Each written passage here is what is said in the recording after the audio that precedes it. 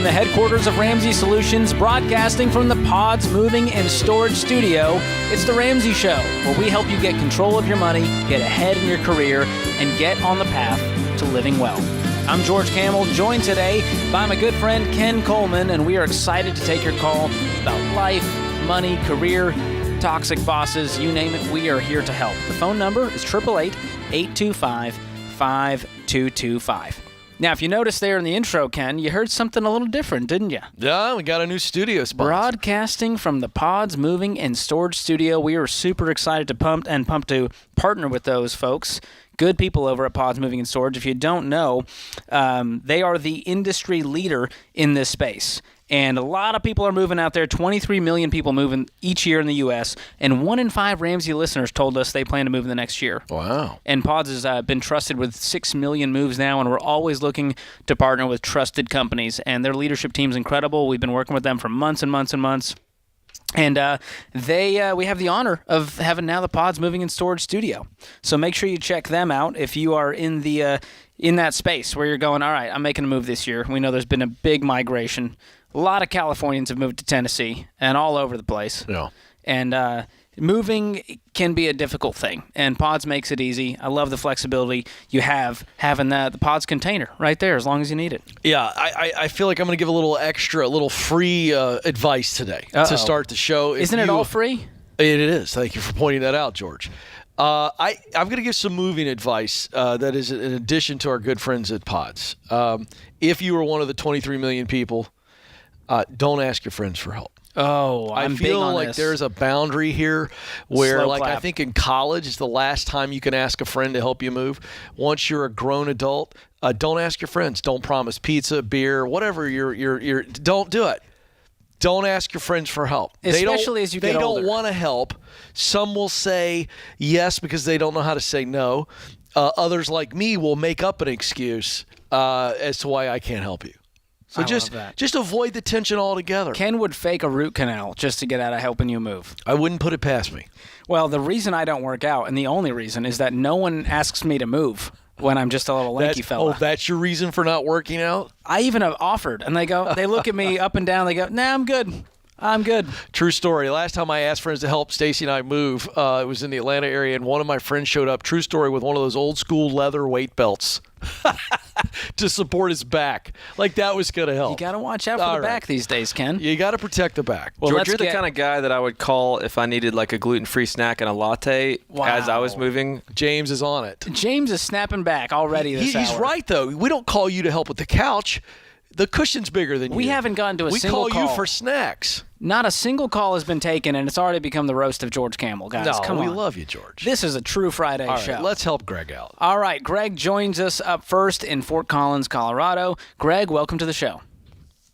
Hello, fellas. Thank you very much for taking the call. It's an honor to speak with you guys today. We're honored to take the call. How's it going? Oh, not too bad. I've been a long-time listener. Myself and my new wife have been married since February, and I converted her over to the Dave Ramsey plan. I've been on the program 10-plus years.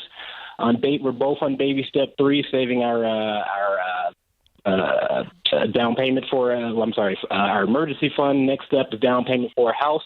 But I'm calling today because I came in with a little bit of baggage of essentially I had over 27 lines of credit that thanks to you guys over the past couple of years, I've paid everything off. There's no open accounts. I go on my credit report. All of my lines of credit are closed. But I went from having an excellent credit score to it's been slowly trickling down 1 or 2 points per month. Over the last line of credit was closed in 2020. And when I called both TransUnion and Equifax today and, use the Ramsey curse word, they act as though this policy of paying off your debts and closing your accounts, they're essentially my credit score is not even going to go to zero. And what they're telling me is the only way that it goes to zero is if there are negative reports on your account. So I don't have any derogatory issues. All of my payments were paid off in full. And I guess, we're almost at the point of I'm about to make a contradiction and start opening up lines of credit. No. Just to be able to afford it, or not be able to afford, but be able to apply for a loan. So I guess my question is, what do I do when I went from a high 800 credit score to sitting at 600, and they're telling me that my credit score isn't going to disappear? Well, they're in the business of keeping you in debt, number one. So not the most trustworthy folks to ask about your credit score. Now, when you say going to zero, that is true. Your credit score will not go to zero. I mean, when you look at the FICO score, the lowest you could go is 300. And when we say we want a zero credit score, what we really mean is we want it to disappear. We want it to become indeterminable. So, no, I don't think your credit score is going to go from 600 to 500 to 300 and then maybe hopefully go away. What will happen, how long have you, what's the last account that was closed? How long ago was that? Like July 2020. That was the final, you closed that line, all payments were made? Correct. Okay, and you've contacted every single one of the lenders, the trade lines you had open, and said, hey, I want to verify that these accounts are closed.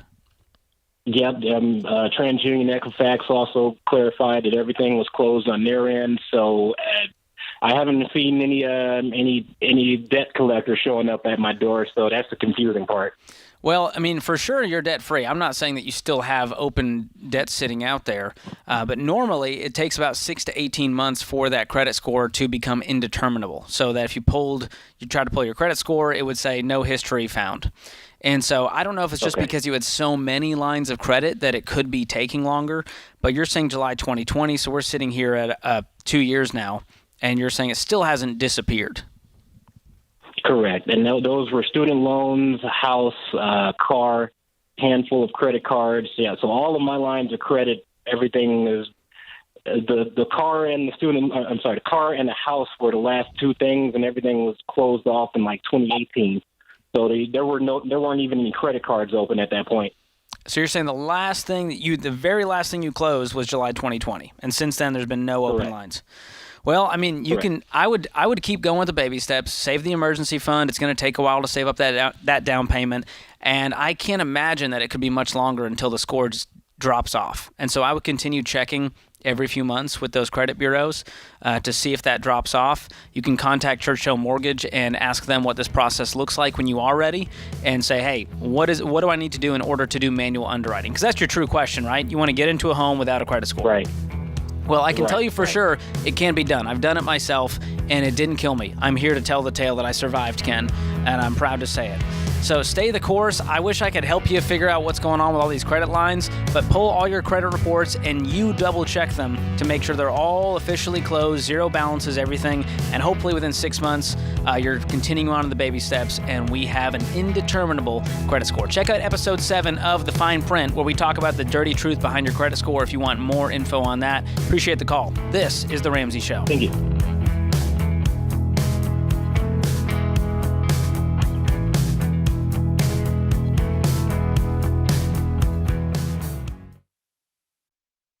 Look, I love real estate, and I want you to have a house, but I don't want a house to have you. That's why you need to get in touch with Churchill Mortgage to make sure you do this right. These guys are awesome. They'll help you get on a smarter mortgage plan because they're committed to doing what's right for you. That means they check in every year with free consultations to help you stay on the right plan. They show you how to save money and interest so you can build wealth faster. They walk you through the total cost of your loan so you can make the best choice. Basically, they care. That's why we call them Ramsey Trusted. You can achieve debt-free home ownership, and Churchill is here to help. Go to their site, churchillmortgage.com/Ramsey, to start your approval or get more information.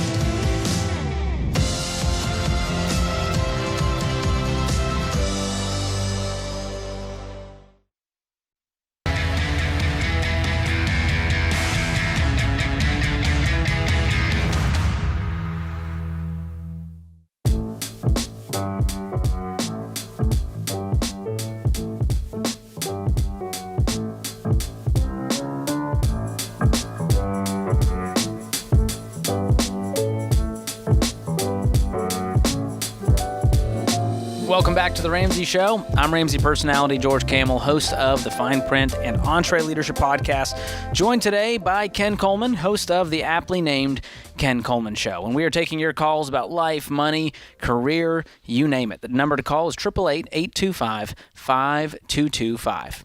Andy joins us up next in Wyoming. Andy, welcome to The Ramsey Show. How you doing, gentlemen? Doing great. How can we help? Yes, sir. I found Dave's program about 4 or 5 months ago, and I'm considering popping the question and asking my girlfriend to marry me. And I just want to know more or less your teachings or your thoughts on when a prenup is appropriate. What made you consider that as part of this? Well, I currently do pretty well. Looking at what Dave says, how you configure your net worth, I'm pretty much almost there at a millionaire. And my girlfriend, I think she's just a little concerned when we get married, that she doesn't want to feel like she's mooching off me. So I'm going to be bringing a little bit more to the table financially, like when we purchase a house together. And let me ask you a question. Did she bring up the idea of the prenup, or she was sharing maybe some of her insecurities because she's not bringing much income to the marriage, and then you thought, well, maybe if I do a prenup, she'll feel better? I want to know more about whose idea was behind this question. I think it was kind of us both. When I found Dave's thing, I had a little bit of debt, and I got it paid off, but I'm kind of in a weird spot because I was already in baby step 7, and I had my house is paid for. What I have in retirements is almost close to $1 million. Plus, I got about $80,000 in the bank, and after I paid off my debt, which was about $10,000, I make about $120 a year, and she makes pretty good income because she's a nurse. What does she make? I think right now she's almost close to 100. How much do you worry about her marrying you and then divorcing you to take half of your income? Well, I know most of my money is more or less in real estate. So my daddy left me a house when he passed. So, I make a pretty good living. I'm got about. No, I asked you, how much do you think about or worry about this woman who's your current girlfriend, who you're thinking about popping the question to? How much do you worry about her marrying you to then take half of your assets? I really don't think about it a lot. I guess there's just that always what if factor. We've only been dating about 6 months, but known each other for about 10 years. So, well, do you find her to be a trustworthy person? You've known her for 10 years. I do. So she's known you before you had any money, really? Yeah, and she was previously married before for a few years, and when they got divorced, she didn't take anything. As from weird him. as it sounds, I think the fact that she brought up a prenup because she's insecure about how much money you have versus what she's bringing to the marriage, George, it doesn't feel like a person who's going to try to take you. I just don't think you need one in this situation. No, we usually say if you have substantial assets, and we're talking you have you make $1 million, or you have $2 million worth of assets or more, and all of a sudden she shows up in the picture. And I'm not seeing that with this. I mean, you guys have about the same income. Yes, you are further ahead financially, but I don't see this as a scenario where I'm worried about this. So I would continue on without one, and I think you're going to be just fine. She doesn't seem, and you said in this previous marriage when she was divorced, there wasn't this angle of I'm going to try to get as much as I can out of this. No, sir. No, she doesn't get any child support or any other financial help from her ex-husband, especially because they have 2 kids together. You've known her for 10 years. You can't hide crazy for a decade. No, sir. I don't believe she's crazy. I just think, I guess I'm just trying to do the right thing to make sure she's comfortable. Well, make her comfortable another way. I think this is a cry for validation. That's what I think. And I think you got to validate And her. there could be some baggage from a previous divorce. That's right. That she's carrying through this. And so what I would say is you don't need a prenup, but I would pause and take this slow. And, you've been officially together now for 6 months. So take some right steps. Go through Financial Peace University. Do some premarital counseling. Have some hard conversations so that you're both confident going into this. And whether or not you can get her to reveal it to you or not, but even through a professional counselor, George is right. What is at the root? The question that you need to help her answer is what is at the root of this insecurity, this financial insecurity in comparing our incomes or our savings? There's a root. There's something deeper. It's manifesting itself in this conversation this way, but it's a much deeper issue. Get to the source of that, get some healing around that source, and I think everything's going to be awesome. Thanks for the call. Appreciate it. Jason joins us up next in D.C. Jason, welcome to the show. Hey guys, how are you? We are doing great. How can we help today? Well, basically, I need some guidance and some reassurance that everything will be okay. I'm about $60,000 in debt. I'm married. I have a wife and soon to be 2 kids. Our next one's due this weekend. Congrats. And thanks. And basically, we're living paycheck to paycheck. I'm the only one working because my wife basically stays home with the kids because it kind of be cheaper that way. Mm-hmm. But I'm not sure how to navigate this. How much money, Jason? Let's simplify this because you sound really scared, my man. Yeah. And I want you to know, first of all, everything's going to be all right. That's what I first want you to hear. So I literally want you to take a deep breath right now. All right. Thanks. I mean, literally, you're going to be okay. Now, how much money, let's simplify this. How much money, let's give me a real number, would make a difference between you being paycheck to paycheck and would give you a sense of, okay, I can dig out of the 60, but I'm not going to be stressed out of my mind in digging out. What would be a number if we could give more income right now that would make a real difference? How much more money? Probably double what I'm making now. Give me a number. I need a number. About 100,000. You're making 100,000 and you need 100,000 more? You make 50? Oh no, I make 1,000 a week before taxes. Okay, that's what I'm looking at. All right, so what I'm trying to do is I'm trying to simplify this because it's really scary right now, isn't it? Yeah. Okay, so here's the deal. You're making 1,000 a week. Is that gross or net? That's gross. That's your gross. Okay, so here's my point. If you brought in an additional $1,500 to $2,000, that would make an enormous difference every month, wouldn't it? Yes. My friend, right now in this economy, and you're in the D.C. area, there are so many part-time jobs that you can do. You're going to be tired, but at least mom is going to be home with the babies.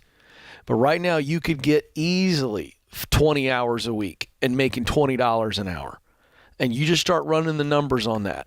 But right now, the quickest way for you to get some relief is more income while you're working the baby steps. The baby steps are going to work. But what you need for relief is more money coming in.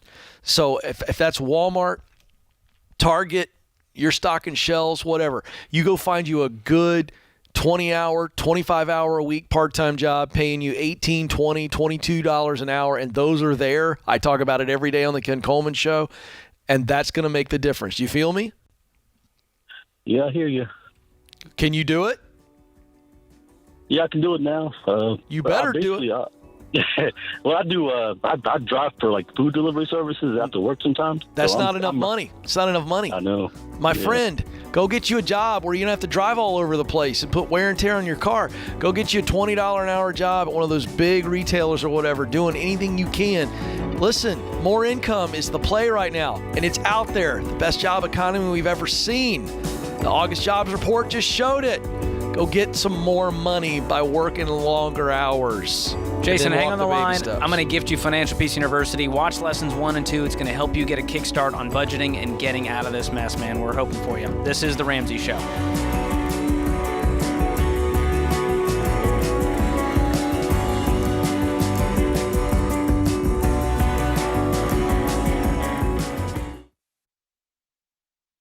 Life is full of firsts.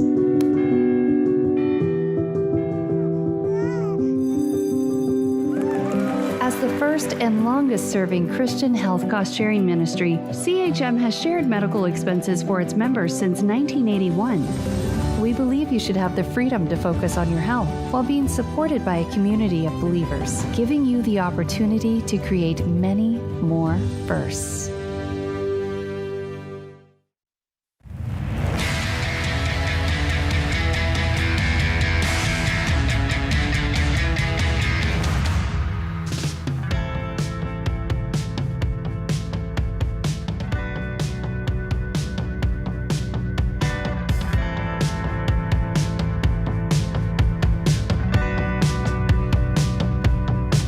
I'm George Campbell, joined today by Ken Coleman. This is The Ramsey Show.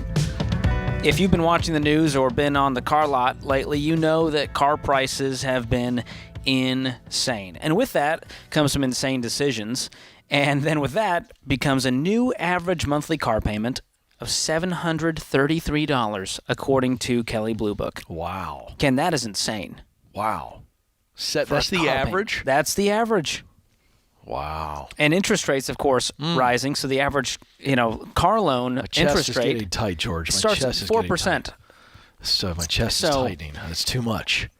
Because Wow. cars are getting more expensive, of course, the car payment goes up because that car that you used to pay $35 for is now $45 or $50. Mm-hmm. And so here's another. I don't want to give you a heart attack on air, Ken, but the average price paid for a new vehicle is up to a new record of $48,000. Wow. That is nuts.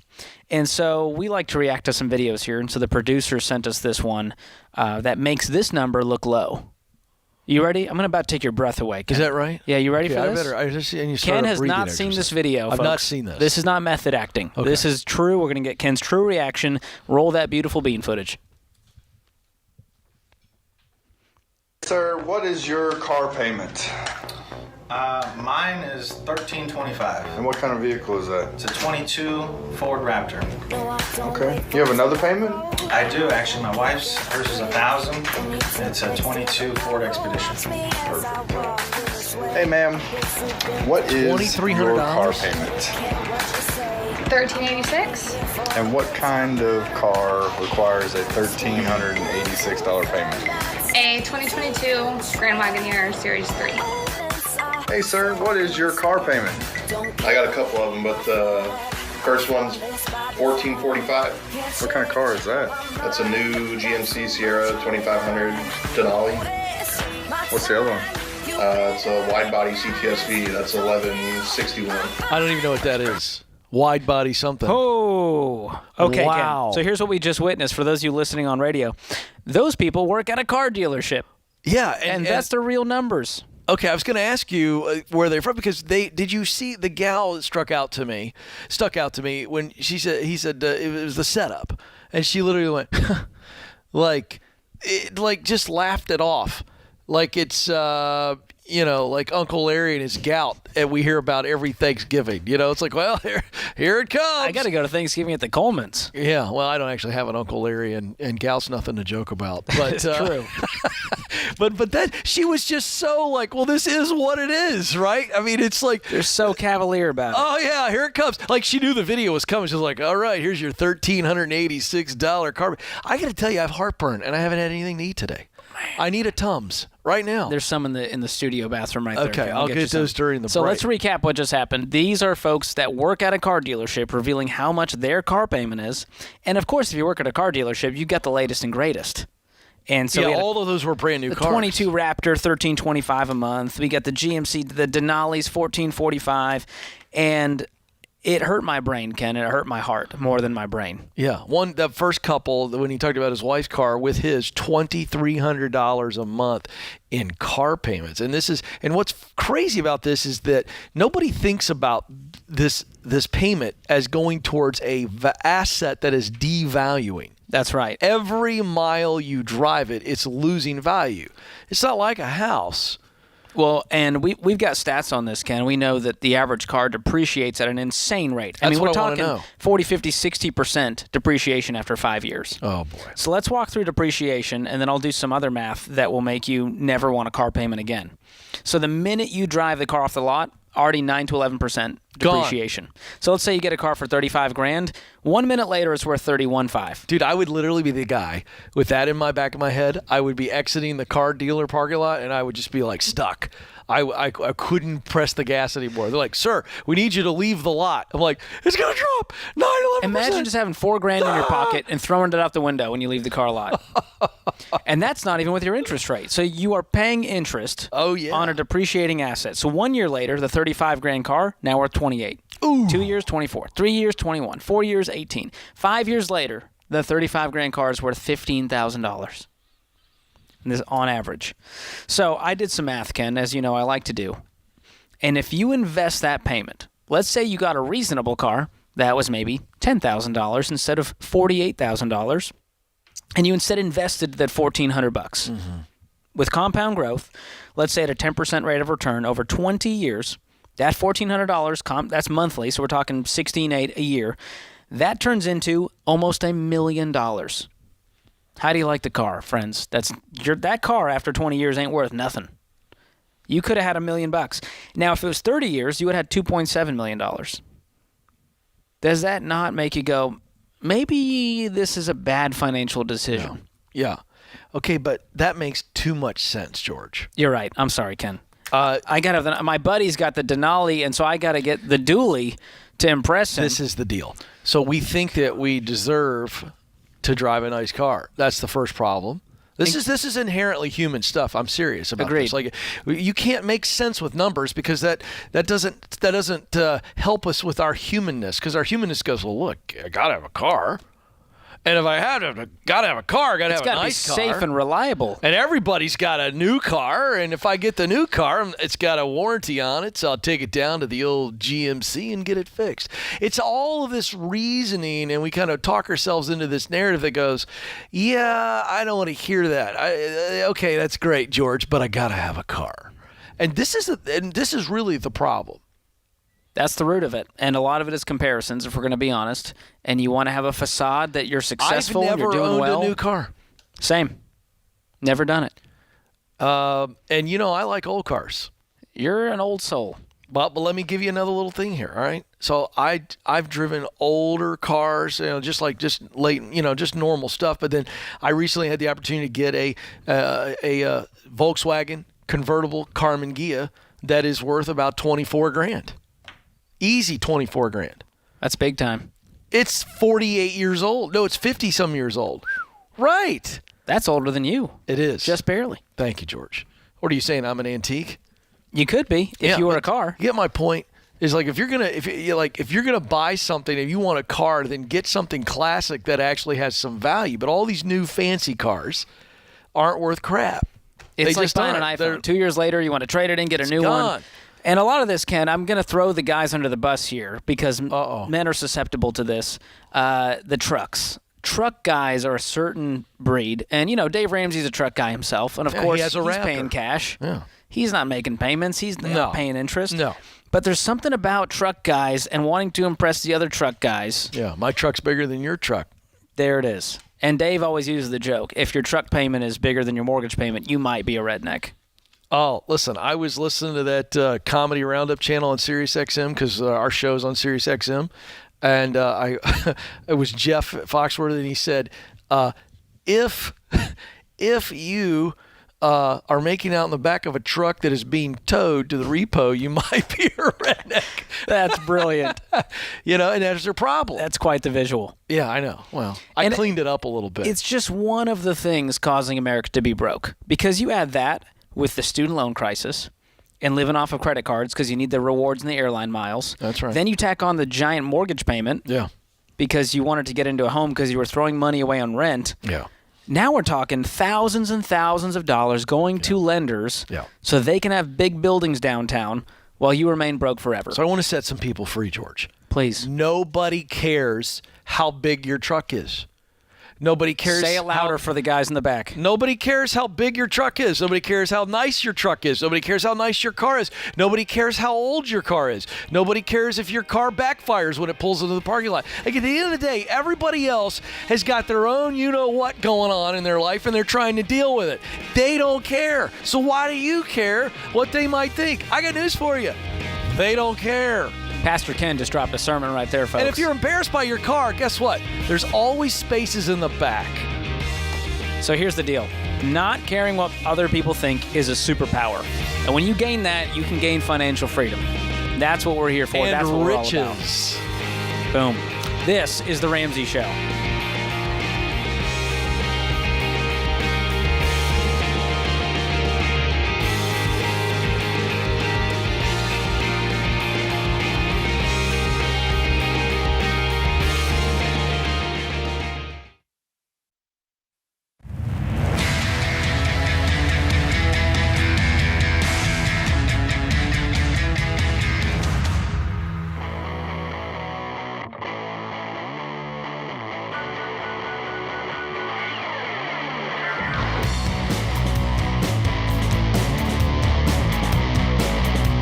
This is The Ramsey Show. I'm George Camel, joined by Ken Coleman. We're taking your calls, 888-825-5225. Right now, folks, you're hearing a lot of talking heads in the news stirring up fear about the real estate market.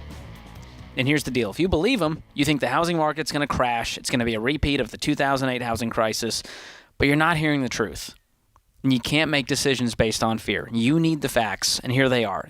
In 2008, there was a huge supply of homes, but not enough buyer demand, so home prices dropped. That's not what's happening in today's market. Right now, there are half as many homes for sale and twice as many buyers. That means home prices aren't going down anytime soon. They're growing at a slower rate. We're seeing these overinflated asking prices come back down to reality. So if you're ready to buy or sell a home, you don't need to wait any longer. You can still win in this market, but you've got to work with a pro, an experienced real estate agent. And we've done the hard work for you, vetting agents who know your local market and have the transactions to back it up. So if you want to connect with a Ramsey trusted agent for free, go to RamseySolutions.com/agent and check out our endorsed local providers program. Again, that's RamseySolutions.com/agent. Well, Ken, I see that the team has got you some Tums. Literally. Well, our last segment, you were breaking down the fact that the average car payment now in America has grown to $733 a month, and then you showed me a clip of people that have over $2,000 a month in car payments, and so I made a joke about Tums, and then there they are. Here they are, and so that gave me a little bit of heartburn. I'm going to try a couple here. You know, these are different colors. Ken might choke on there we air. go. We're going to witness this. Oh, we got it. Which one do you think? I'm going to do two. I think the orange is the best. Orange? And the then, green one's gross to me. We can all agree on that, right? Yeah. Oh, they're very fruity. So I gave Ken heartburn talking about these are the not insanity. your granddaddy's Tums. Please keep chewing into the mic, Ken. Let's just run this thing into the ground and have James take us off the air. We love it. We're here for it. These are the tropical flavors. Oh, good. Assorted fruit, it says. I'm glad that the team sprung for the tropical flavors. I feel much better, but I'm going to tell you something. You ought to be grabbing for the Tums, too, if you have over $1,000 a month, $733 a month in car payment. With that kind of heartburn, you're going to need a stronger antacid than that. I'm going to need a swig of water. Whew. Well, let's go to the phones. It's a free call, 888-825-5225. Caleb joins us in Cincinnati. Caleb, welcome to The Ramsey Show. God bless you, gentlemen. How y'all doing? Good. What's your car payment? $550. There we go. All right. $1,000. You're below average. What, are we celebrating this now? I'm so confused. How can we help today? Well, my main question, I owe $19,000 left on my car. It's my one transportation to work. Do I just take this punch and just get it paid off and never make this mistake again? Should I look to refinance? Should I look to get it off my hands? How much is it worth? They say at the auction it's a lot less. It's a 2019 Toyota Corolla. How many miles? 80,000. What's the Kelley Blue Book on that? I honestly don't know. You need to know. There's some homework you got to do. And check for private sale. We're not going to take this thing to auction. If you want to get the best bang for your buck, it's going to be through a private sale. You can also check sites like Carvana and Vroom and those kinds of online What was car the buying year? sites. 2019. 2019 Toyota Corolla, 80,000 miles. Ken is doing his due diligence here, doing the research for you to be a good guy. Well, I mean, this takes just moments. While he does to get an that, idea. Help him out, George. I'll Caleb, do some research. What's your income? 32 a month. 32 a month. Is that take home or is that gross? That is take home. Okay. I mean, it's a lot of car for your income. it's not outside the bounds. We say that, we don't want more than 50% of your income tied up in things with motors in it. I've got an update, George. All right, give us the update, Ken. This is Carvana, a national brand, and they've got a used Toyota 2019 Toyota Corolla, 79,000 miles. It's right about where you were at, 21.5. All right. Now that's what they're selling it for. Now They that's gotta what make a they're profit. selling it for. But again, if you sell this privately and you come in a little bit under what the car dealers are asking for, you can move this thing and not have to go to auction. That's all I wanted to tell you. It's an option as George walks you through. Do you have any money saved? How much do you have in cash? I don't. Zero? I don't have anything saved, yeah. Okay. How quickly could you save up a few $1,000s? You're getting side jobs. We're selling other stuff. How quickly could you save up $5,000? If I go back to my second job, I can make it in a month. Mm-hmm. Okay. How quickly could you pay off the car, the $19K, if you really hustled? Realistically, if I really, really push, a year. How much other debt do you have? It's like 30,000 total. 7 of it is tied up in student loans. I don't know what I'm gonna do with that. And then the other stuff is like medical. Me and my wife got married, so my silly young butt put rings on there. Like I got $2,000 worth of rings. Just silly stuff. Is your wife working outside the home? No, we have a 9-month-old daughter. Oh, congratulations. Yeah. Thank you. Well, this one's going to be on you. We're going to get back to that second job. We're going to get the income up. I'm okay with you keeping it, but I want you to have a very aggressive goal of how quickly we're paying it off. What's her car worth? Does she have one? She does not. Okay. Then that means we're within the parameters here. My plan was to stay with this one and pay it off and save on the side and get her something, that is safe or whatever, even if I had to get a little Honda Civic that I can take to work and let her and the baby use this car. I want to get a second vehicle, but every time I hear 19,000, and I mean, Caleb, have you done the research on what you can get for $5,000? I have, as far as like, what is it? Let Go or whatever, the Facebook marketplace, like the private little sales like that. But, is that what you would suggest? I am suggesting you research it. I don't disagree with George. I think that you can go work your tail off and make some really good money and begin to pay all of the debt down using our debt snowball. I mean, the $19,000 I think is your largest debt. But as it relates to $550 a month, I believe you said, if that were to come off of your budget, you would feel in a year lot you'd have better. Close to $7,000. Yeah, so I look at things like that and I go, okay, if I can quickly come up with $5,000 and then I can sell this car and I can go get a decent car. I mean, it's an older, it's going to have higher miles, but I can get a car that's going to get me from point A to point B, and it knocks out a huge chunk of debt. Man, I have some wind in my sails. I'm always for fast forwarding the relief and the peace. Especially when you got a newborn. Yeah. You need a second car pretty soon. The newborn doesn't care how nice the car is. All right. And quite frankly, it doesn't have to be fancy. It just needs to be dependable. And if it does need mechanical work, something that doesn't cost you a ton. It's out there. So that's what I would be doing, because I could feel the pressure on you right now, and I think if you were to relieve $550 a month, it would be massively huge for you. So, Caleb, how much does this second job make if you went back to it? It's $14 an hour. It's part-time, 3 days a week, so I make like $250 every week. Okay, so we're talking $1,000 a month. What's that job? Fast food. Yeah, bro. I started the fast food when I was a kid, so that's just something safe and easy to go back to. I look into retail right now, too. I would too. Even if you got to schlepp some tables, I'm telling you, man, the opportunity for you to make $20 an hour or more right now is right in front of you. Okay, well, I make $20 an hour at my first job. Should I look to make more? Yeah. Increasing income and selling stuff will fast forward this really quickly. What's that job, the $20 an hour? I'm a welder. Oh, cool. Yeah, I mean, I know we're big, and I know like that there is a very high ceiling for welding, but I'm fresh out of school, and I'm trying to get that 6 months on my resume. I love that. Like that. So I'm trying to be patient, trying to let God do His thing. Good man. Caleb, listen, if I'm you, I'm talking to everybody I know in the welding industry, and I'm looking for side jobs because I think you getting side jobs as a welder, even though you're young and inexperienced, is going to pay you better than the $14 an hour fast food thing. And more experience. I'm here for it. We're pushing for you, man. You got this. And the way you've been talking, I think we're getting rid of this car. We're saving up buying a cheap beater right now. And that'll get you debt-free a whole lot faster and get you to financial peace. That is the goal. Thanks for the call.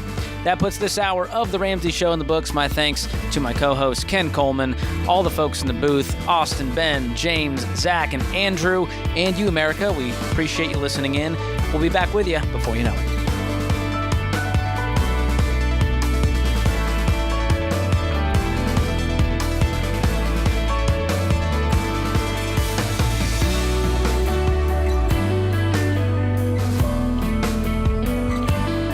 Do you love a good Dave Rant? Want to see the latest Ramsey Show videos going viral? Check out your favorite moments from The Ramsey Show on YouTube. Go watch and subscribe to The Ramsey Show channel on YouTube.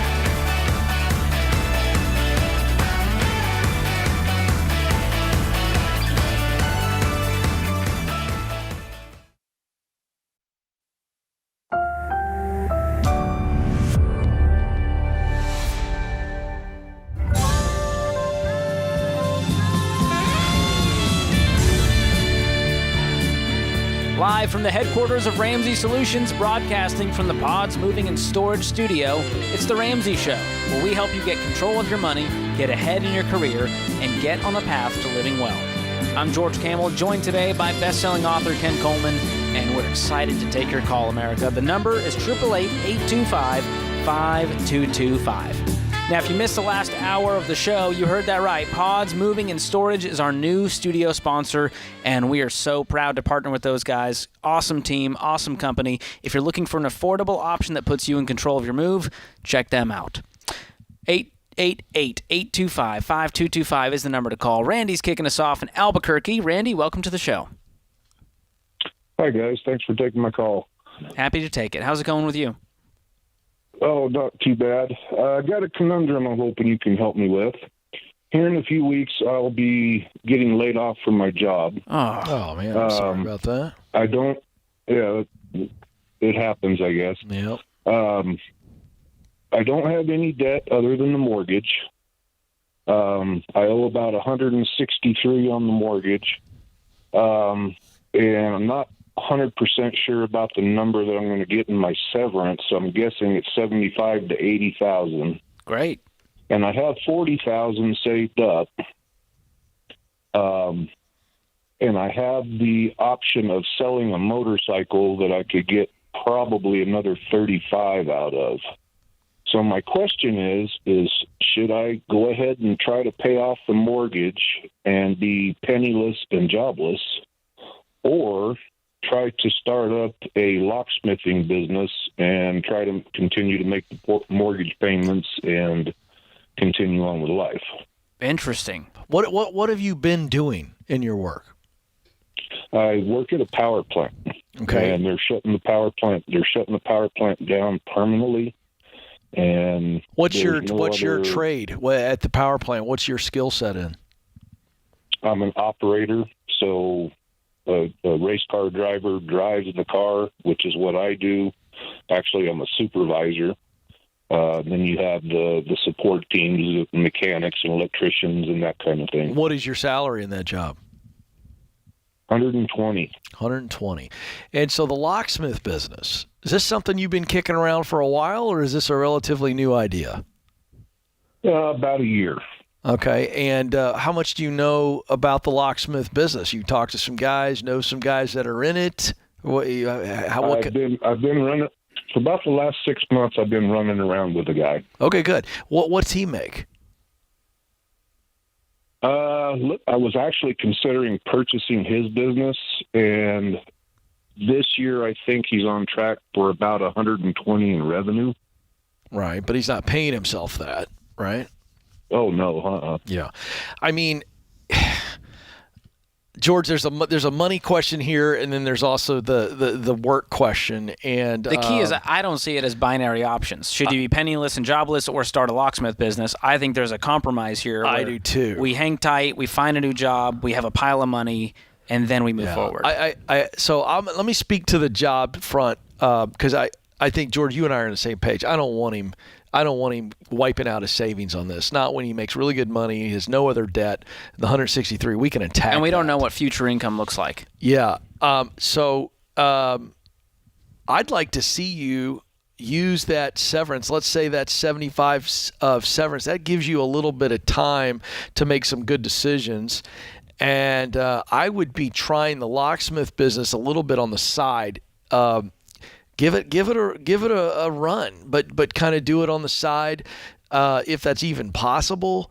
Because I know when people need a locksmith, it's not like a 9-to-5 schedule. But I'd like to see you make a transition into something else professionally, get you closer to the 120. And give yourself a little bit more time to explore and find out what needs to be true for me to make 100 to 120 as a locksmith. Until you're really clear on that, I wouldn't go all in on that. Okay. Are you married? I am. My wife works. She just started a new job this week, as a matter of fact. How much? Oh, that's new information. How much is she going to make? 65. All right. Have you talked to her about this? Oh yeah, she's on board with it. She doesn't have a problem with it. I'm at this fork in the road, and I just don't know which way to go. Well, this is new information. So if she's going to make 65 and you're getting, let's just take the low number. You don't know this for sure, but let's say you get 75 in severance. You guys could probably be comfortable off the 75 and the 65 together, correct? The 75 severance and 65, that she's going to make. Comfortable off of that. Yes. Okay. Well, that changes my advice a little bit because I think that now you've got a chance to go for it and see what it does. And you've got no other debt but your house. Certainly, the motorcycle does represent, if you want to sell that. The fact they're even asking us if you should sell it, are you open to selling it? Is this emotional? Is this sentimental to you? Or are you kind of like, I don't use it much anymore, I'm good to get rid of it? Yes and no. Both. Yes to both of those. Yeah. I've been riding for a long, long time. It's part of me. That's one of my passions. But if I need to let it go, I'll let it go. I'd hold on to it. Based on what I just hang on for now. Now, if you get if the income isn't there, that's a lot of motorcycle for making 65 a year. And so let's wait and see what's next for you before we sell that. You've got a big pile of cash. But I would also look into leadership and supervisor roles. How many years of experience do you have with that? Since 2012. So we're talking you got a decade of experience in leadership and supervising. You're telling me another company wouldn't hire you in that kind of role? Not make the same kind of money I'm making now. Right. But I think you really want to be a locksmith. Am I hearing that correctly in your voice? You really want to do this. I really do. Yeah. But if it doesn't make financial sense, I don't want to. I want to be, I'd rather be secure than be a locksmith. Okay. If that's what it takes. Right. So I don't know if you can do some contract work for your buddy, when he may needs a few extra hands, and you just do it and you kind of really dive into the industry. You know what he's making, but if you had time to do a little more research and go, what would it take to spit off the amount of revenue that I need to pay myself? I think there's still too many questions to commit to full time. So I'm with George. I would look for another position that maybe even pays you 80 or 90. Okay. While we get the locksmith business While we figure out if we're going to, in fact, really invest in this. You don't know what you need to know to commit right now. You just said that, and that's okay. I'd keep the bike. You got $40,000. That's a very good emergency fund. And if you're itching to pay off that mortgage and you've got the pile of cash outside of your emergency fund, and selling the bike can get you debt-free to where you can do locksmithing and not have to worry, man, I'm doing that. I'm taking my dream job over the bike. We can get another bike later. So that's my plan. And I think I think that will lead you to where you want to go. It stinks you're getting laid off, but I see a lot of silver lining here that you get to step into something you've been wanting to do, and you've gotten to a place financially where you're able to do it without a ton of stress. And that's why we do these baby steps. It allows us to live more freely in every other area of our life. This is The Ramsey Show.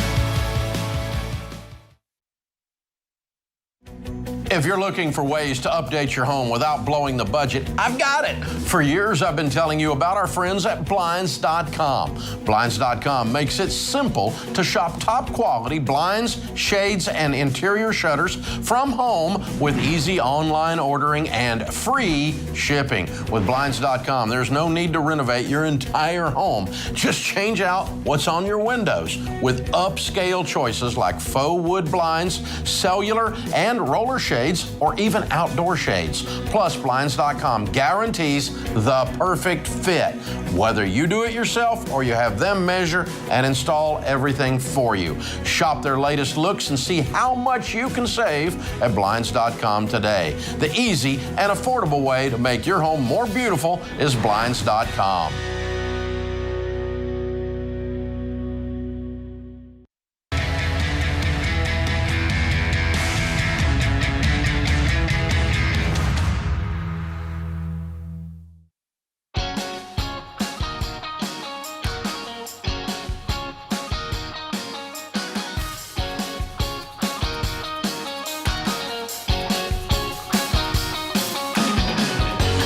This is The Ramsey Show. I'm George Camel, host of the Fine Print and Entree Leadership Podcast, joined by Ken Coleman, host of The Ken Coleman Show.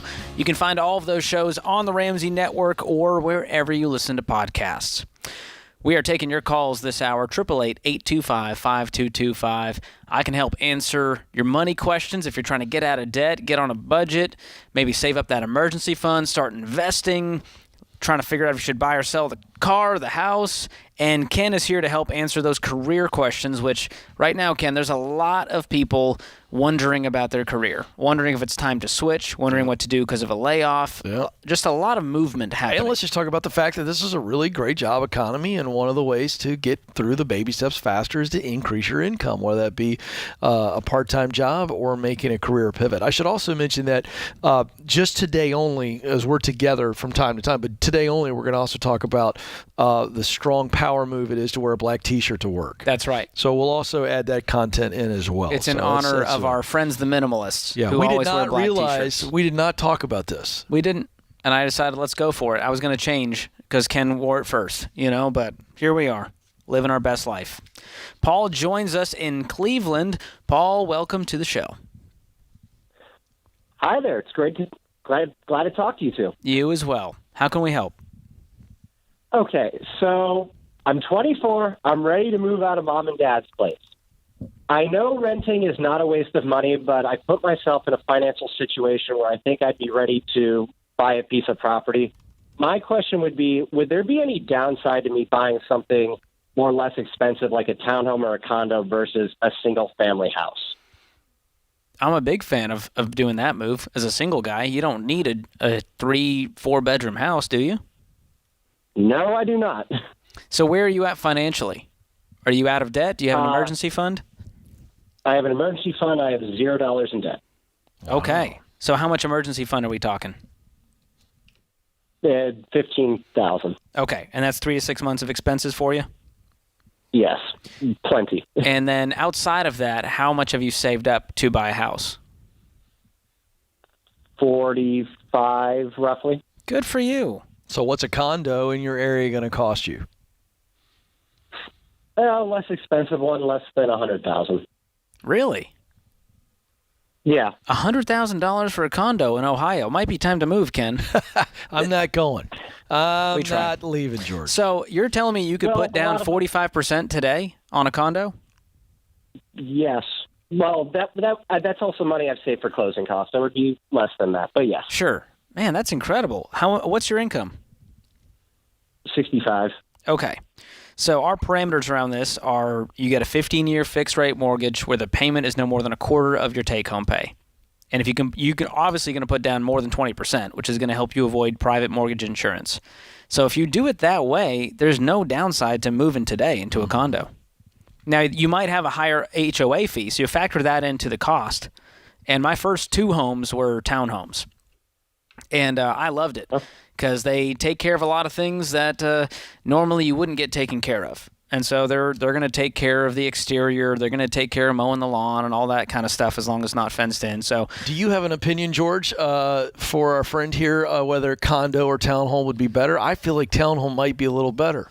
It just depends on what he's looking for. If he's a single guy and he finds a 1 or 2 bedroom and that's all he needs, that's fine. It may be cheaper. And so as long as it's within the parameters, buy the one that fits your needs that you love the most. But it doesn't sound like Paul over here is going to go buy a $300,000 townhome, right, Paul? Absolutely not. That's crazy talk. They would call me crazy for that. How excited are you to get out of your parents' house? Too excited. I'll admit that. Well, Paul, you've done the hard work. Now, if you called me and said, hey, I'm $60,000 in debt, I have no money saved, I want to go buy a place, I'd say, heck no. Let's go rent for a year. There's nothing wrong with renting. I'm not mad at renters. It's buying patience. There's a lot of things you don't have to worry about as a renter. So be prepared. Make sure you got a line item in your budget for home maintenance and repairs because there will be lots of that. And being a homeowner is very expensive. There's property taxes. Homeowners insurance is higher than renters insurance. And so as long as you factor that in, which it sounds like you have, this is a great move. Okay, awesome. Is that the confidence you needed? Yeah, that is. Just a lot of stuff's been moving on, and I'm like, you know what? Nice to get a good opinion every once in a while. And so, hey, listen, thanks for taking my call. Take your time. Don't buy the first thing you see. I mean, go look at several different condos. You know, when you get excited on something like this, and you get the green light, you know, you can get a little too excited and shop around. And make sure you're working with a pro. You can go to RamseySolutions.com/agent, connect with one of our endorsed local providers, a Ramsey trusted agent.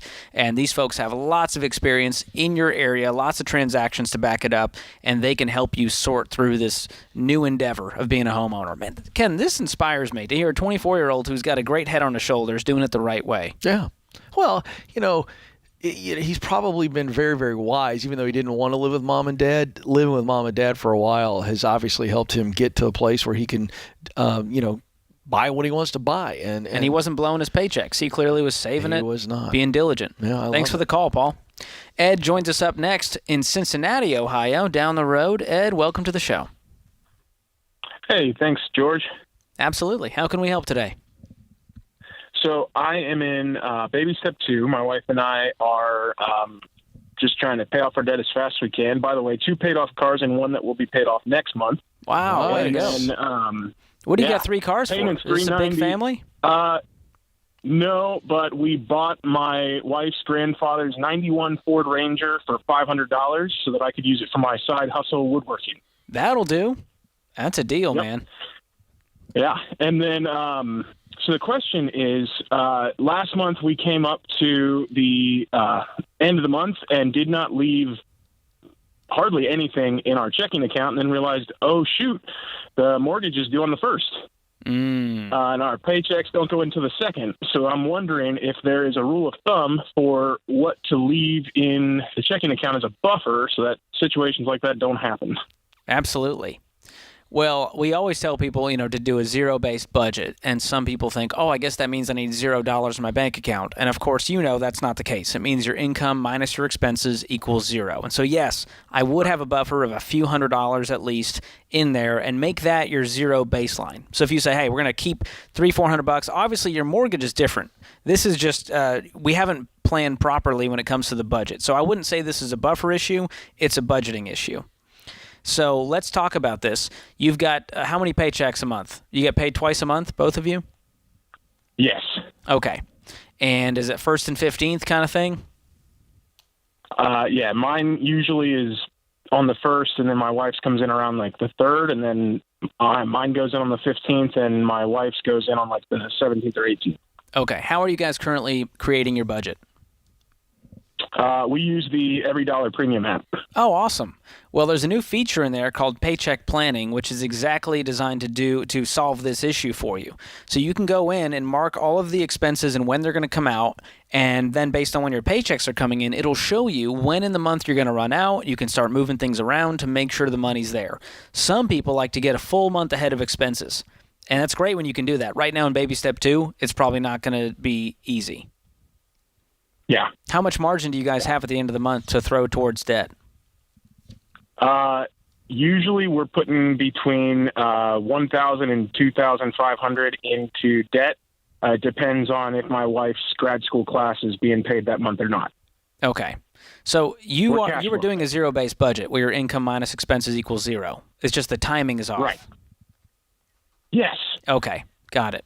Yeah, check out that paycheck planning piece. It sounds like we've got to move some things around. And you can also, depending on what your bills are, you can contact those folks and say, hey, I'm going to change it online. I want my bill to come out on the 15th instead of the 1st. And so start to map that out. Sit down with your wife, make it a little budget date night, and start to move these pieces around so that you have some peace and confidence when it comes to when these expenses are coming out so that we can knock out this debt.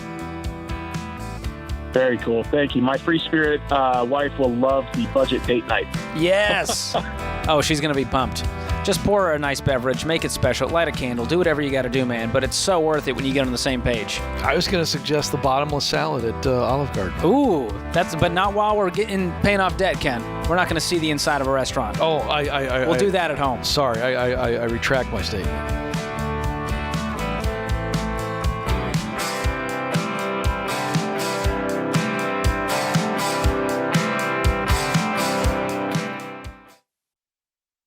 I say it all the time. If you're a business owner and you don't know your numbers, you don't know your business. And when markets are shifting, it's even more important. You've got to know where you stand so you make your next move the right move. And you don't have to be in the dark here. Over 31,000 businesses, including my team at Ramsey, know their numbers because they use NetSuite by Oracle, the #1 cloud financial system. NetSuite gives you visibility and control of your financials, planning, budgeting, and inventory so you can manage risk, get reliable forecasts, and improve margins. Having everything in one place has saved my team hours each week since we made the switch to NetSuite. NetSuite is a game changer. So head on over to netsuite.com/Ramsey to get a product tour today. That's netsuite.com/Ramsey.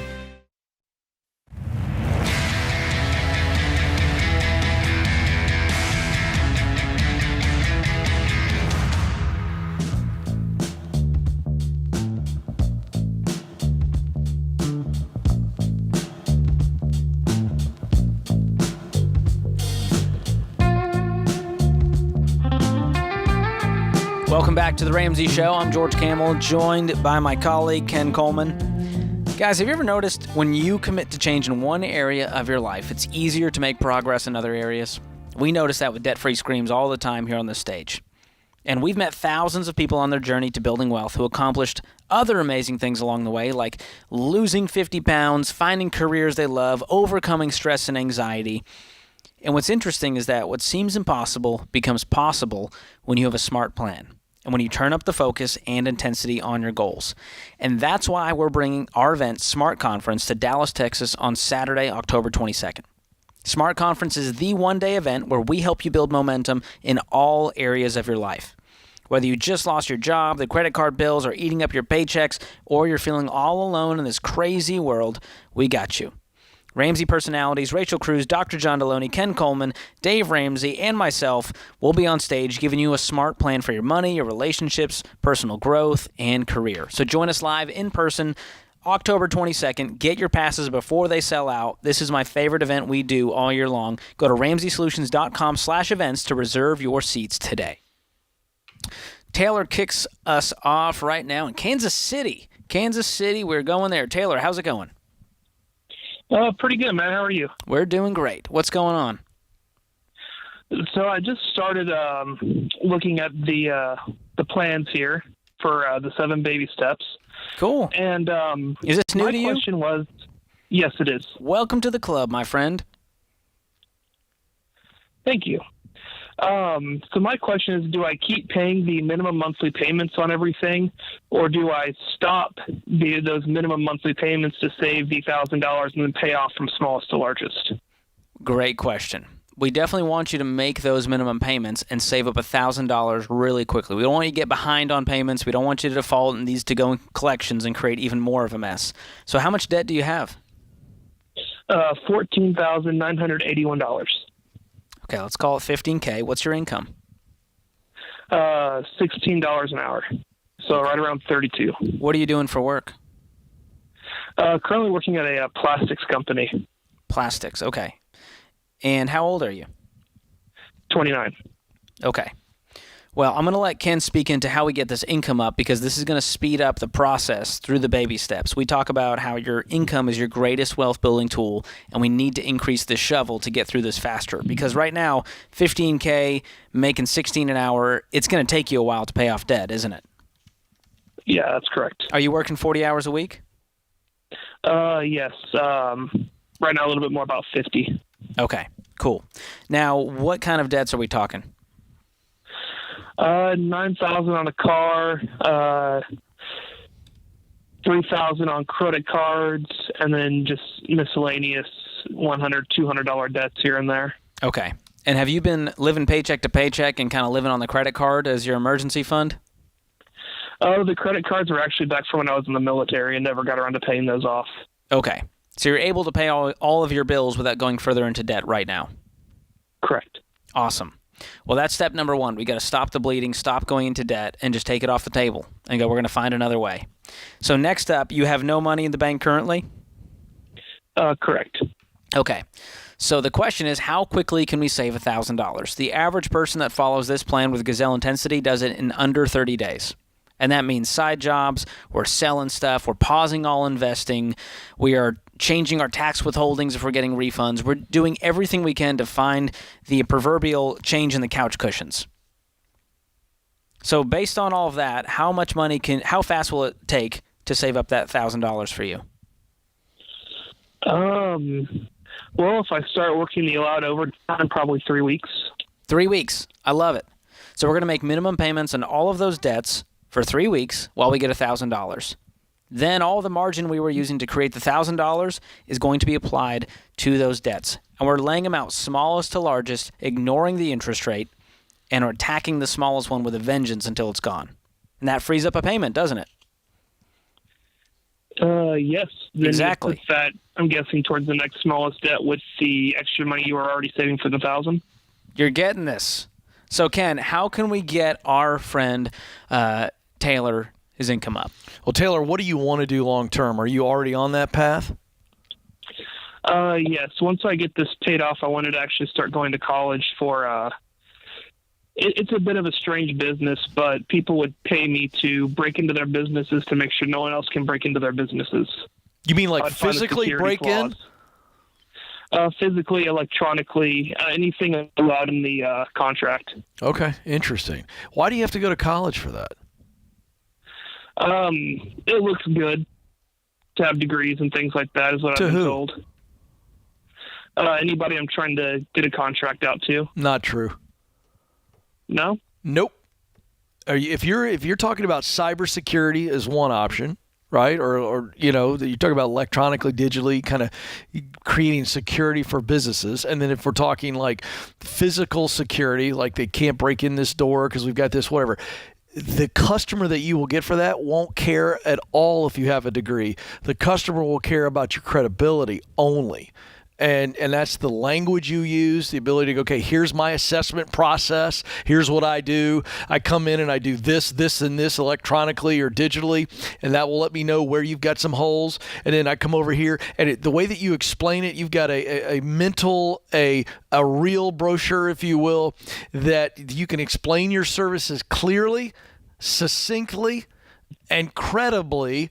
Then they're going to go, man, I feel like I need that. They don't care if you have a degree. If this is the business that you want to do, this is service-based. It has nothing to do with the degree at all. And listen, I'm trying to save you time and money. I'm not saying it's a bad idea to go to college. I'm saying if that was your purpose in getting a degree, brother, I could save you years and tens of thousands of dollars. I'd start doing that on the side right now. Okay. Or working for somebody who does that right now. And that's where you're going to get the real life experience. That's going to lead to the credibility. And oh, by the way, you'll get some connections. So that's me addressing your long-term direction. As it relates to you making more money right now, I reported on this on the Ken Coleman Show 2 days ago. We saw in the July jobs report, we just saw August come out. I haven't had a chance to analyze it. But in the July jobs report, there was one stark piece of data, George, and it was that we are seeing more people in America than ever before take part-time jobs for non-economic reasons. Now, what they mean by that is they didn't have to take the part-time job to actually make ends meet. They're doing it maybe to get out of debt. Maybe they're doing it to save up for a wedding or what, who knows what. And so in this case, Taylor, we have got so many part-time jobs that are available and making $18, $20, $22 an hour, doing something that has nothing to do with your long-term professional direction is okay in this moment because of what George has just shared with you, and you're brand new to the baby steps. And this increase in income can increase your speed through the baby steps. So I would say let's go get anything that we can that's paying more than $16 an hour, and that helps. As it relates to your long-term direction, save yourself time and tens of thousands of dollars by not pursuing a degree that you don't need. So it sounds like your heart is not in plastics, and so where can we go make more than $16 an hour right now to pay off debt quickly? And most people following this plan are paying off debt 18 to 24 months. A warehouse. There you go. An Amazon warehouse is going to pay you $20 to $22 an hour, and they're always looking for people because they have high turnover, which is okay for you because you're not going to be there long term. That's one example. So, Taylor, we want to help you out and do you a solid here. I'm going to gift you 1 year of Financial Peace University. That's got 9 lessons that's going to change the way you handle money. And with that, I'll give you Every Dollar Premium, our budgeting tool to help you make a plan for every single one of those dollars coming in. I hope that encourages you along this journey. I'm so glad you found us, man. I love when we have a new listener who goes, I just found you guys, and I'm ready to pay off debt. We need a new listener gift. I like that. A little welcome basket, if you will. Yeah. Maybe from paycheck to purpose. Let's throw that in there, Austin. There it is, Financial George. Peace University, Every Dollar Premium from paycheck to purpose. And that's not all, folks. Thank you, George. There you go. My kids need shoes. But wait, there's more. Is there more? No, that's it for now. Oh, okay. I don't know what else to give the guy. The kid and caboodles right there. We got all kinds of things. Total money makeover. Let's throw that in there. Giving away Dave's stuff. Austin's sick of me. Yeah. There we go. We're pulling for you, Taylor. Call us back when you're debt-free. We'd love to celebrate with you, man. This is The Ramsey Show.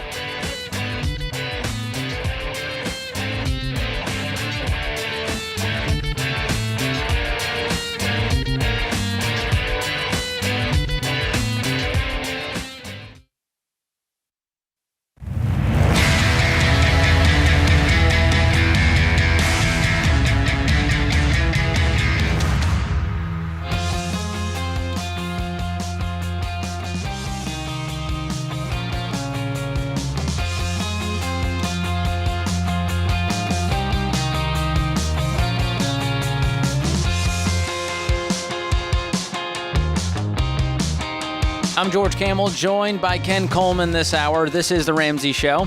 Open phones at 888-825-5225. We are here to help you take the next step with your life, with your money, with your career. So many people are at a crossroads right now, wondering how they can increase their income, wondering how they can leave a toxic boss, how to get out of debt. Oh, I can tell them, George. We want to help you. Ken is here for you in that regard, and I'll help answer those money questions. Michael joins us in Phoenix. Michael, welcome to the show. Hi. As I said, my name is Michael. I'm looking to buy my first home, but I'm having some trouble with the 15-year versus the 30-year fixed. I know you guys say to put 15-year fixed. I feel comfortable with putting a down payment, but just want some guidance on how to be able to afford my first home. Sure. So give us some numbers here. What's your income? So total monthly income after tax is around $9,000 a month. Awesome. On average. Great. Currently have, separate from my emergency savings, have $80,000 cash set aside for a purchase. But when I use the Ramsey calculator, it really only tells me that I can buy a home for around $317,000, which in my area affords you dumpster on the side of the road. So just want some ideas on what I can do, whether I should just wait and or whether I should just buy a different type of property. Are you single? I'm single, yeah. And you're looking at single-family homes, condos, townhomes? What are we talking? I want a single-family home, nothing too crazy, but trying to stay away from the condo or townhome. And why is that? Well, I understand that they're harder to resell in a scenario where the market is down. So concerns there. False. I want to make sure that. George is a townhouse expert. You just told me the Phoenix area is really hot, right? Yes, it is. So you're telling me townhomes just aren't selling, single-family homes are the only ones that are selling? I would say they're not selling, or they are selling now, but in a scenario where the market does take a dip, and I'm not saying that it is going to, but even honestly, even townhomes are looking at $350,000 plus, and they just have such high HOA fees. Have you looked into what those fees are? Yeah, I mean, you're looking at anywhere from $400 to $500 a month. I don't buy that. You're telling me all over the Phoenix area. $500 a quarter, yeah. A quarter. Okay, well, that changes the game. So we're talking $125 a month. Correct. That's very reasonable. It certainly could be. So, truthfully, I think you have your sights set high. There's two options here. I'll lay them out for you. You're not stuck. Either we delay the purchase and we save up more cash. So let's say you have $120 down and you wait another year. Then we can maybe get into a single-family home on the low end, or we can get into a townhome more quickly with the money we have, and we stay there for 3-4 years, maybe pay that off, and then use all of that towards a single-family home a few years down the line. This is not forever. Mm-hmm. What's causing the itch, Michael? You know, we got to wait for what we want sometimes, and there's something that's causing this itch. What is it? I would say lots of colleagues are buying those second homes and properties. So I know it's a chasing what you want, but I feel like the income is enough to support it. It's just an idea on how much longer I should wait. What if you lived in a vacuum and you couldn't see what anyone else around you was doing? Would that change things? I would say so, yes. All right. Boom. We just unfollowed a bunch of people on Instagram, and we avoided a lot of water cooler conversations. Yeah, you got to choose what's best for you. And George is absolutely right. But let's just look at this from maybe a different viewpoint. Where do you want your life to be, or what do you want your life to look like 25, 30 years down the line? And you don't have to answer that, but you can begin to visualize that. And when you start to think about the end, the destination, where you ultimately want to be and what you want life to look like, then it's a lot easier to get past the distractions of, well, I'm comparing my now to somebody else's now, when really this isn't about the now, it's about the long-term future. Am I right? I would agree, yeah. I think it's perspective, my man. And listen, I'm preaching to the choir here, okay? I've always been a guy that wants, I want to make progress as fast as absolutely possible. But, progress is, progress is incremental at many times. And then wham, after many years of incremental progress, then we have this unbelievable payoff. And I think I can hear it in your voice. It's a hope that you're encouraged. I'm not picking on you. I hope that you're encouraged that you got to be focusing on your long-term vision and what must be true for that to happen. Thanks so much for the call, man. And remember this, we don't know your friend's situation. They could be broke up to their eyeballs, losing sleep. There's a good chance they are. Paycheck to paycheck. George, tell folks what the average car payment in America is. $733. That means a lot of people have even higher car payments to get to that average, and your friends that are buying a second house may be watching shysters on Instagram telling them to leverage themselves up to their eyeballs. A lot of shysters out there. You like that word? That's such a great word. It's a great word to say. Stay the course, man. Don't worry. Run your own race. And I've said this before, Ken. I'll probably butcher it, but the problem with running other people's race is that there is no finish line. It's never enough. I got to write that down. It's never George. enough. Say it again, George. The problem with running other people's race is that there is no finish line. And that's what we see time and time again, comparing your life. Because back in the day, Ken, you didn't know what your coworkers, where they lived and what their life was like and where they vacationed. And now it's in the palm of your hand 24/7. And there's a growing movement, a little bit of a pivot, George, there's a growing pivot all over the internet and in social media where people want to know what each other makes. And they think this is great. Oh, we need transparency. Let me tell you something. That's going to turn into this big, giant comparison cesspool, and people don't understand that. And the very people that you think you want to help by telling them what you make, they're going to end up resenting you. It's nonsense. Comparison never, ever, ever pays off. I'm going to throw a Rachel Cruz quote at you. Here we go. Comparisons are the thief of joy. It's true. I'm taking joy. And if that means putting the comparisons down and doing it my way, even if it's slower, even if it means I don't have a house and they do, right now. Here you go. If you're going to compare yourself to somebody, there's only one person you should compare yourself to. The you of yesterday. Ooh, there's another tweet. We're dropping some gems. We're like Socrates over here. Well, I don't think we are. Okay, fair point. Yeah. Aristotle? Give me something, Ken. No, we're two guys in black T-shirts. Yeah, I think that's probably... That's a fair point. That's Thanks for bringing us back down. But both of those things are true, by the way. But it's a great point. But here's the deal. If I'm going to compare myself to anybody, it's like yesterday in my personal life, my professional life, my financial life, my spiritual life, my physical life, whatever. That's okay. But looking at everybody else as the measure of who I want to be or where I want to go is just deadly. It'll crush your spirit. It will create resentment, and it will ultimately turn into discouragement. That's why a lot of people fall off the path, whether trying to get out of debt, trying to lose weight, trying to get in a healthy relationship, is they start comparing their progress to everybody else. And then when you're always measuring it and everything's moving all the time, of course you're going to become frustrated. And then you can only take so much frustration before you just go, forget it. Well, it's one of the reasons we see broke people driving nicer cars than millionaires. Oh, yeah. We've got this thing all twisted. Oh, yeah. Millionaires are going, well, why would I put all my money into depreciating asset buying new cars? I'm going to drive an older car that gets me from A to B because I don't care what people think. Yeah. Woo! I'm seeing a theme here today, Ken. Not caring what other people think is a superpower. Yeah. And the sooner we can get there and add in some common sense and add in some discipline, then we've got something on our hands here. Yeah, it's interesting you say that, because when you said that, it's like we all fight that as humans. You know why? Because we want to belong. Like humans want to belong to a tribe, to a group. We want to feel accepted. And so I think what has to happen is we got to change the group of people we want to belong to.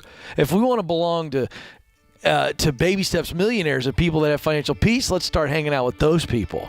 Change who you hang around with. That's it. That'll help. Man, good stuff there. That puts this hour of The Ramsey Show in the books. My thanks to my stellar co-host, Ken Coleman, all the folks in the booth, the bro booth as we now call them, Austin, Is that what we're calling them? James, Zach, Andrew, Kyle, they're all in there. Affectionately, the bro booth. Yes. Fine, and David too. He's upset with me now. And of course, you, America, we can't do the show without you. We love you guys. Appreciate you listening in. We'll be back with you before you know it.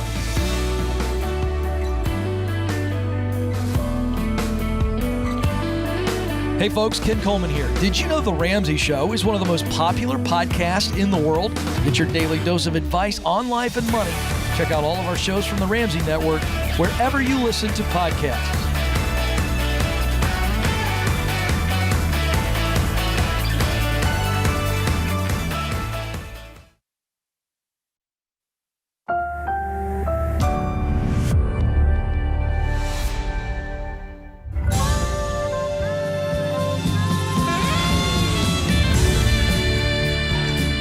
Live from the headquarters of Ramsey Solutions, broadcasting from the Pods Moving and Storage Studio, it's The Ramsey Show, where we help you get control of your money, get ahead in your career, and get on the path to living well.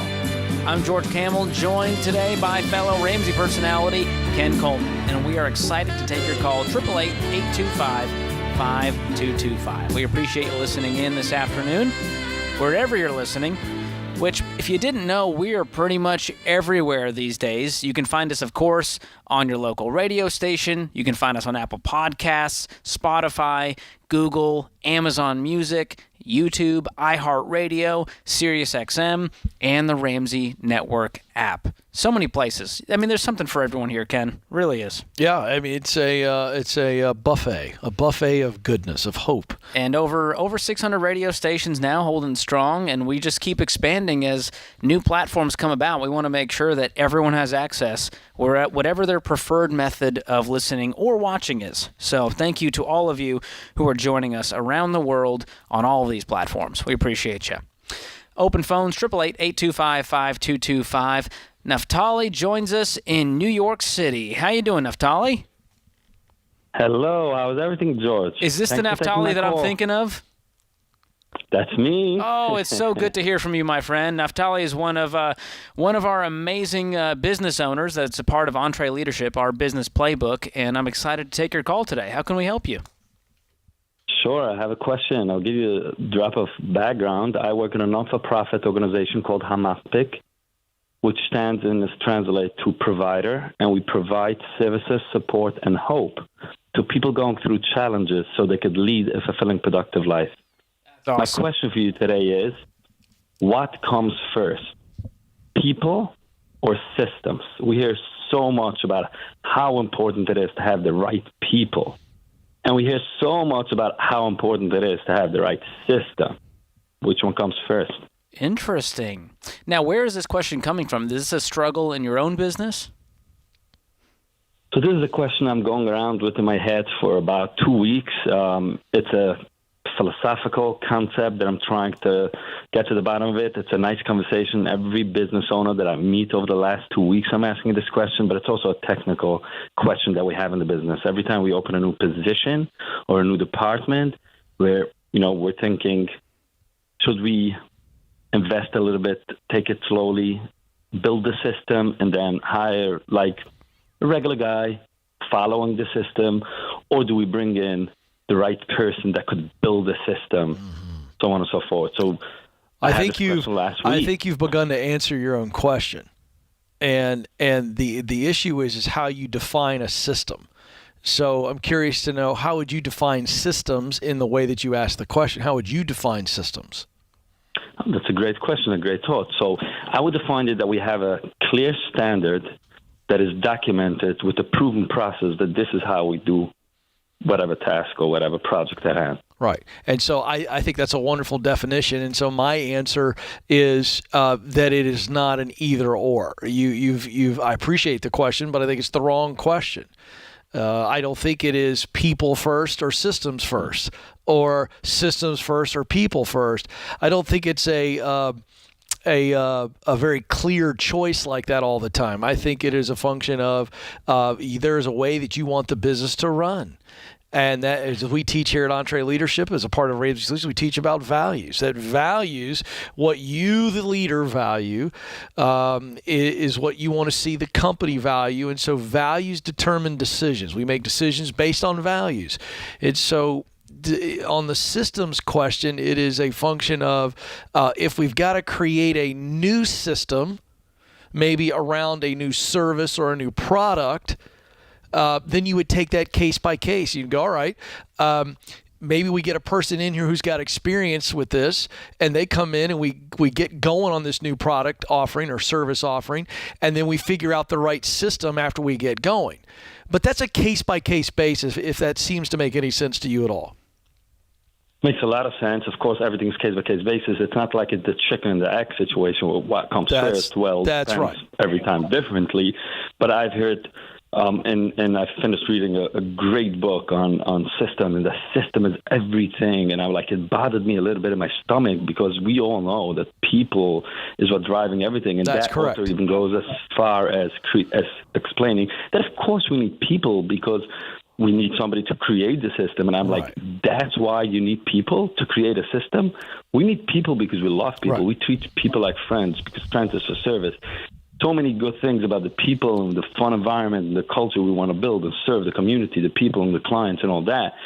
So I was like, if there's the right why behind whatever we decide to do at that specific case, and I think that's what it comes down to a little bit in my head, and I want to hear what you guys have to share on it.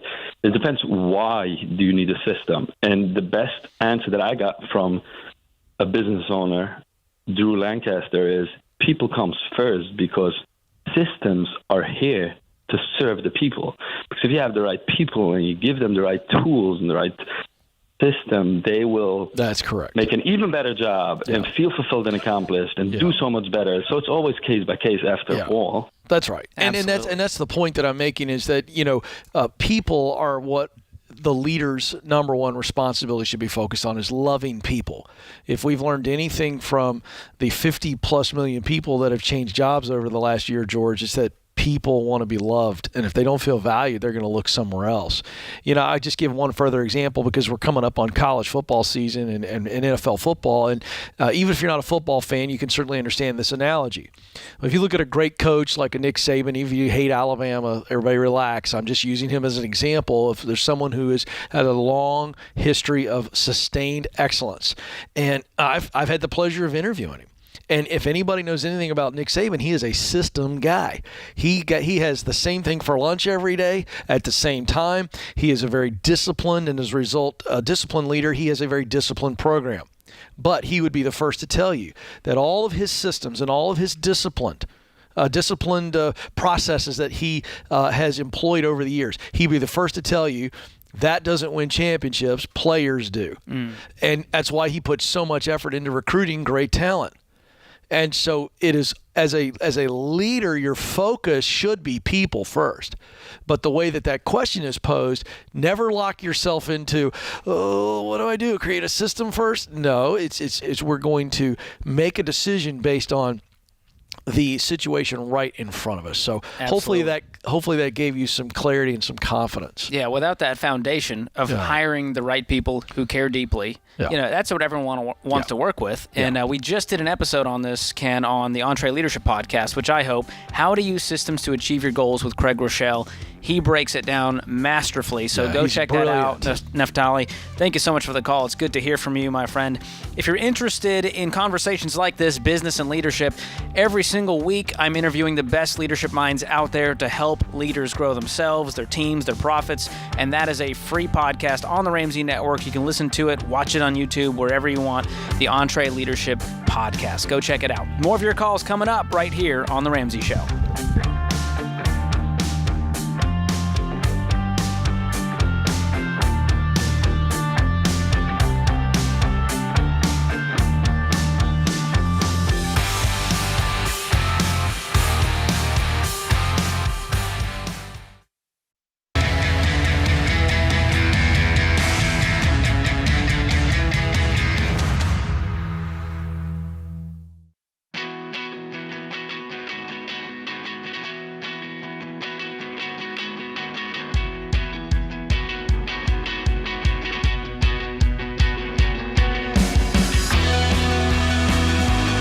You've heard the news, folks.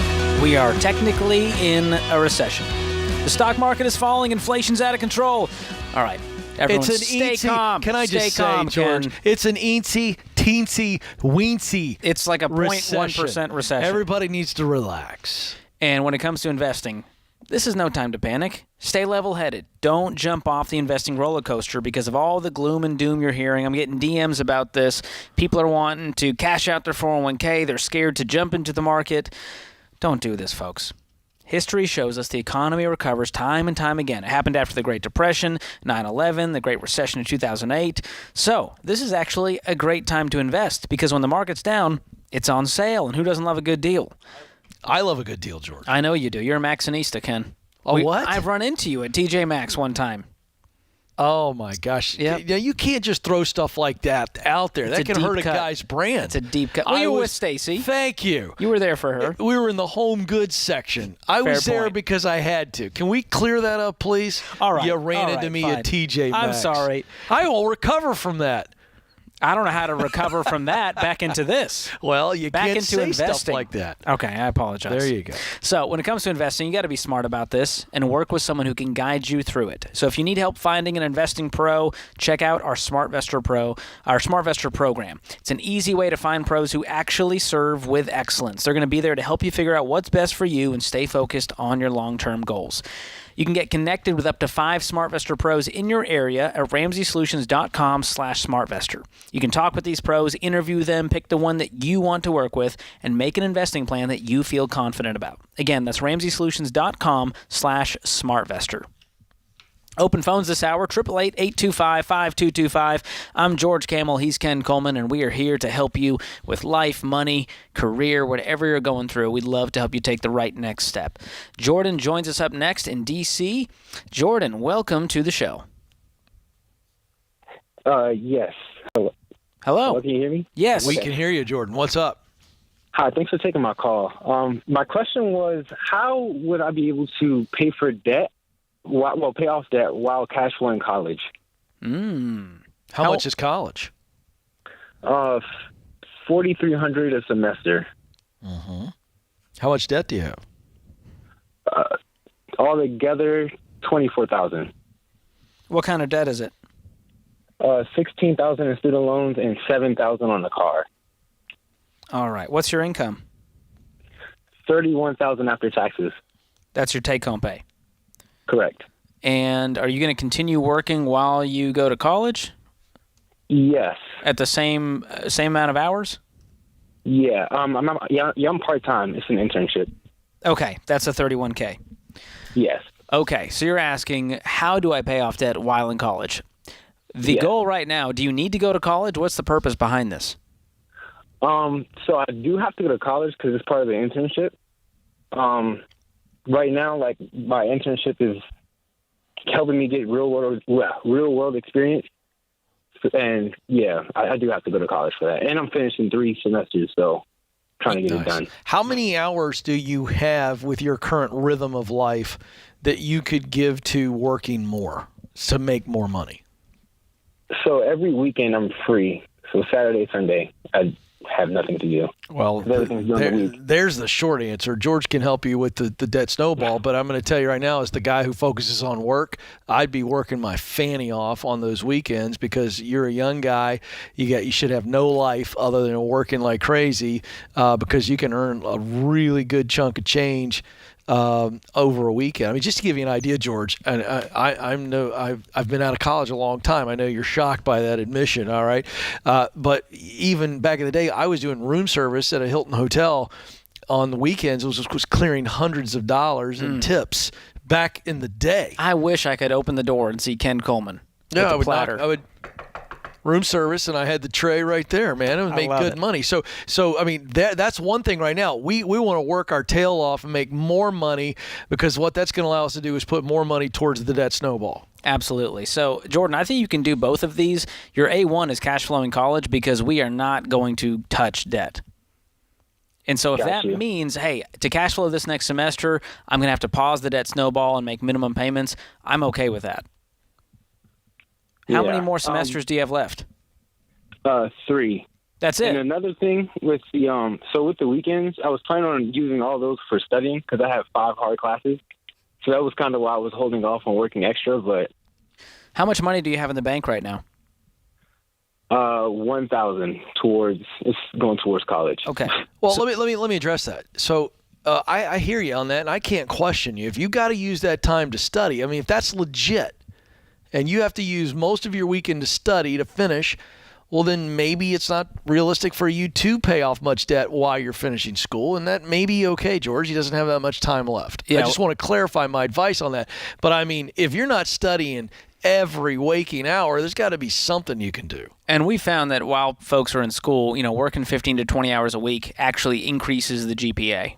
Because you've got to be real disciplined. Yeah, you've got to have focused. your schedule dialed in. We're not hanging out dilly-dallying. So I'm looking at the numbers here. You got 3 semesters, $4,300 apiece. That's $12,800, right? Yes. So the question is, how quickly can we cash flow that $12,800? And once we know that school's paid for, now we can use any extra money to start attacking debt. And if that happens after we're done with these semesters, I'm okay with that. Okay. So you can do both of these things, and hopefully, once you're out of college, how much are you going to be making? I'm a computer science major, so I'm kind of hoping for 70 plus. Love it. But yeah. So now think about, you're out of college, you're making $70K, school's done, and now we just need to attack this 24. That's a doable situation. Do you have financial peace? Have you gone through it? I have not. Okay, that's going to be my gift to you as you finish out this college experience. So hang on the line. Austin's going to pick up. We're going to gift you 1 year of Financial Peace University, and I think that will keep you motivated along the way. Don't take your foot off the gas, and I know you got a lot going on. You're juggling a lot right now, but we're going to get you debt-free in no time. So hang on the line. Austin will gift you 1 year of Financial Peace University. Watch all the lessons, use the every dollar budget, and be very diligent while you're in college so that you can step out into that career with some freedom on your hands. We're pulling for you, man. Philip joins us up next in Atlanta. Philip, welcome to the show. Hey, how's it going? Great. What's going on with you? So I'm 19 years old, and I plan on getting engaged soon. Wow. And so I plan on buying an engagement ring and a wedding band. And the one I'm looking at is about $3,500, and I could pay for it in cash, but I've only had a credit card for about 3 months, and I really want to build credit. So I was thinking, I've been paying on my credit card every month, not charging over 40%. And I was wondering if it would be wise to get a personal loan through my bank. No. And pay on that to build credit. No. No. We're wrong on all accounts here, Philip. If you've been listening to the show for any amount of time, you know that we'd never tell you to go into debt. And so if you're going to do this, we're going to cash flow everything. How long have you been with this girl? About 2 years, almost 3. Okay. When are you? I got to know really quick. When are you going to pop the question? I was thinking if I could get the ring, I would do it maybe this December. Yeah. All right. Okay, Philip, number one. You got the cash. Cut up the cards. We don't need that. And if you need more information on that, check out my podcast, The Fine Print. We do a whole episode on the dirty truth behind your credit score. And you're a young guy, and this is how it starts, man. It starts with, it's like the gateway drug to debt. You don't need a credit score because we're not going to go into debt. And when it comes to a house, to get a mortgage, you can do manual underwriting without a score way later down the road when that time comes. We're going to cash flow the ring, cut up the credit card. You don't need to worry about your stupid credit score, and live your life debt-free. If you start off your marriage debt-free and stay that way, man, that is a peaceful way to live. And we know that money fights money problems, one of the leading causes of divorce in America today. So take your time, do this with wisdom, don't take out the loan, and maybe looking at getting a cheaper ring. That's my advice for you. This is The Ramsey Show.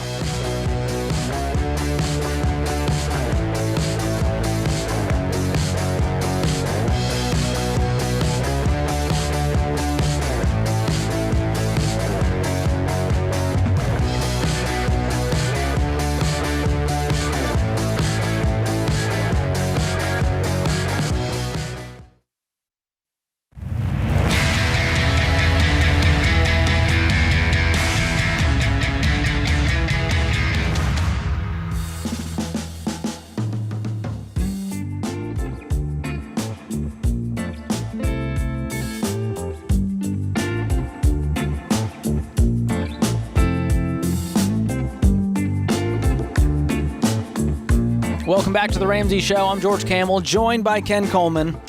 This is The Ramsey Show. Our question of the day comes from Blinds.com. Their 100% satisfaction guarantee means even if you mismeasure or pick the wrong color, as Ken and I tend to do, they will remake your blinds for free. You get free samples, free shipping, and with the new promos they run every month, you'll save even more. Use the promo code Ramsey to get the best deal. Today's question comes from Jesse in Iowa. I absolutely hate my job. I'm married with 4 children, completely debt-free, including our house, and have plenty of savings. But I'm not passionate about my job, and it's not something I ever wanted to do. It's a career that I was offered by a family member, and I've been in it for 10 years and have hated it every day. I want to take some time off to explore other options. Would it be irresponsible for me to quit my job and not start another job right away? We will lose half our household income, but we will get along just fine with only my wife's salary. Yeah, I'd quit tomorrow. In this scenario, this is one of the rare scenarios by which I'd say, yeah, walk today, walk tomorrow. And it's the power of following the baby steps. It is. They have zero debt, huge amount of savings, and he's not even going to touch the savings because he said they're just fine on his wife's salary. And I think in a situation like this where you heard the word hate at least 2 times in this question, it's time for him to walk away and get some real clarity. And I think that a guy like him who's very disciplined, he and his wife clearly, to get to this financial peace status, he's going to find something pretty quickly and get pretty excited about the path. So in this case, abso-freaking-lutely. Take the time off, but explore and take your time. I'm not worried about him sitting at home a year from now. I'm just not. Because when he's that kind of burnt out on this career, he's going to be like, oh my gosh, I feel free for the first time. Yeah, and I would also tell you that just from experience, I know that he has some pretty clear ideas about what he's interested in, and I think the time off is going to allow him to do what I call clarify and verify, and that just if you're kind of listening, you're new to this this type of content from me here at Ramsey Solutions, clarifying is like doing the good old-fashioned research project, learning everything you can, the highs, the lows, the good, the bad, the ugly, from people who are actually doing the thing that you think you're interested in. That's clarify. And when you do that, your brain is gathering information, and then your heart is considering the information. And that's the verify. And if your heart's going, this is a common scenario for people to just sit in a job they hate for a decade. It's very common. What's behind that? Are they just kind of paralyzed by the unknown? Yes. And what it's going to take to step into something new? Well, yes, and the reason is because we as humans, our natural tendency is to accept being miserable as opposed to stepping into the uncomfortable. We just would. Because the miserable, we know it. Yeah, I know I got to go deal with the jerk, that sits next to me all day long. He does nothing. I'm busting my hump. He's over there playing words with friends. You know what I mean? Whatever the situation is, you don't like your leader. Right? Or in this case, you don't like to work at all and there's zero passion and it's just a job and you're bored out of your mind and your spirit has slipped out of your body a long time ago. Well, we just more comfortable accepting that because we go, I know what to expect and I can grin and bear it, if you will, to use the old phrase. The uncomfortable is attached to the unknown. And so that's really scary. So we'll put up with something as opposed to going, all right, let me go dig and go get answers to the things that I'm not sure about. And in doing so, I haven't committed. I haven't left.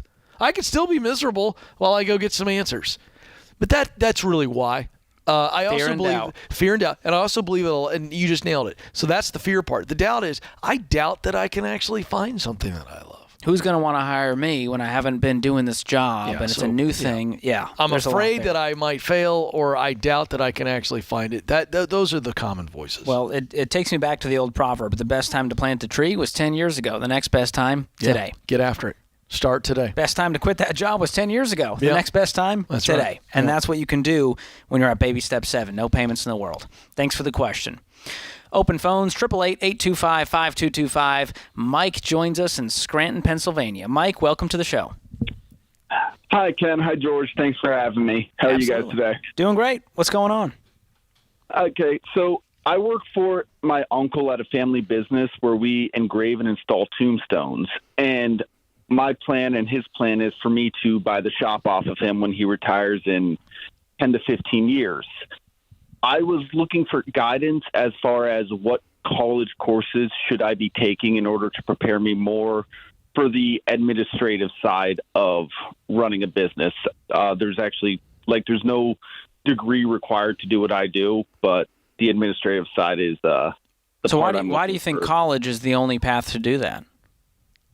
Well, additionally, I'm in the Army Reserve, so I have access to military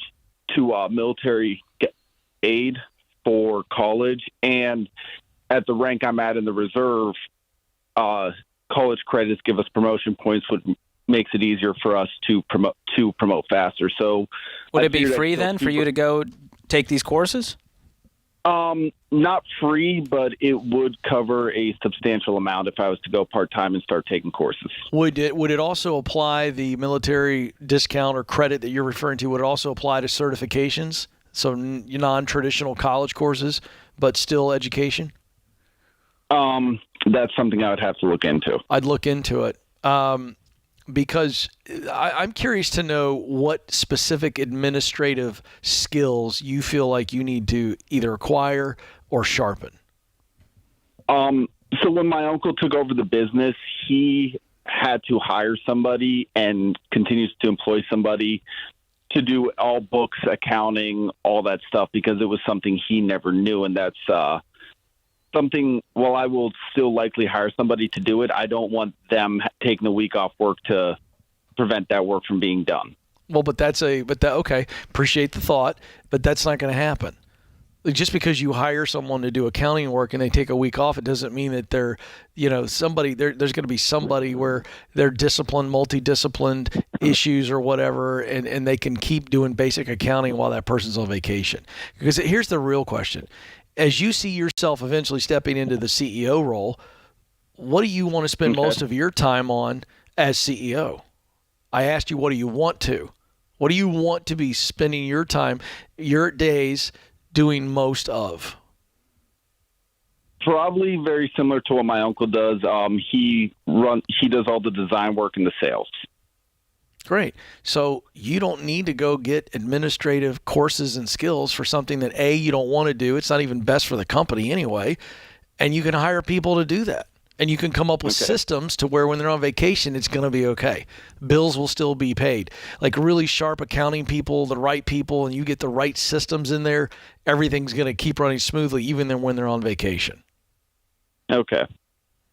This comes down to opportunity cost, right? Do you understand what I mean when I say that? Yeah. I mean, you spending time and money, your two most precious resources, to acquire a skill that you really honestly don't even need, and you can learn the basics of accounting right now because you're working for your uncle. Go, hey, Unc, do you mind if I spend a little bit of time, hanging out with our accountant and just learning how they do it just so I understand the ins and outs of the business? That doesn't require any college course. That's just you being diligent and being intentional. Okay. Yeah, I think you spending time getting mentored right now in the business is going to be more beneficial than a theory that you learned in a college class. Now, I will tell you, we have Entree Leadership, which is our business playbook, and we have a whole team over there that unpacks how Dave has built this thing from a card table in his living room to now this massive company. And what I want to do for you, Mike, is gift you 3 months of Entree Leadership Elite. This is basically our online membership. There's courses in there. More importantly, there's this thing called advisory groups with one of our business coaches and business folks like you, leaders who want to grow, and they're learning from each other. So I'm going to give you a 3-month free trial. I got that cleared by our team to do that for you.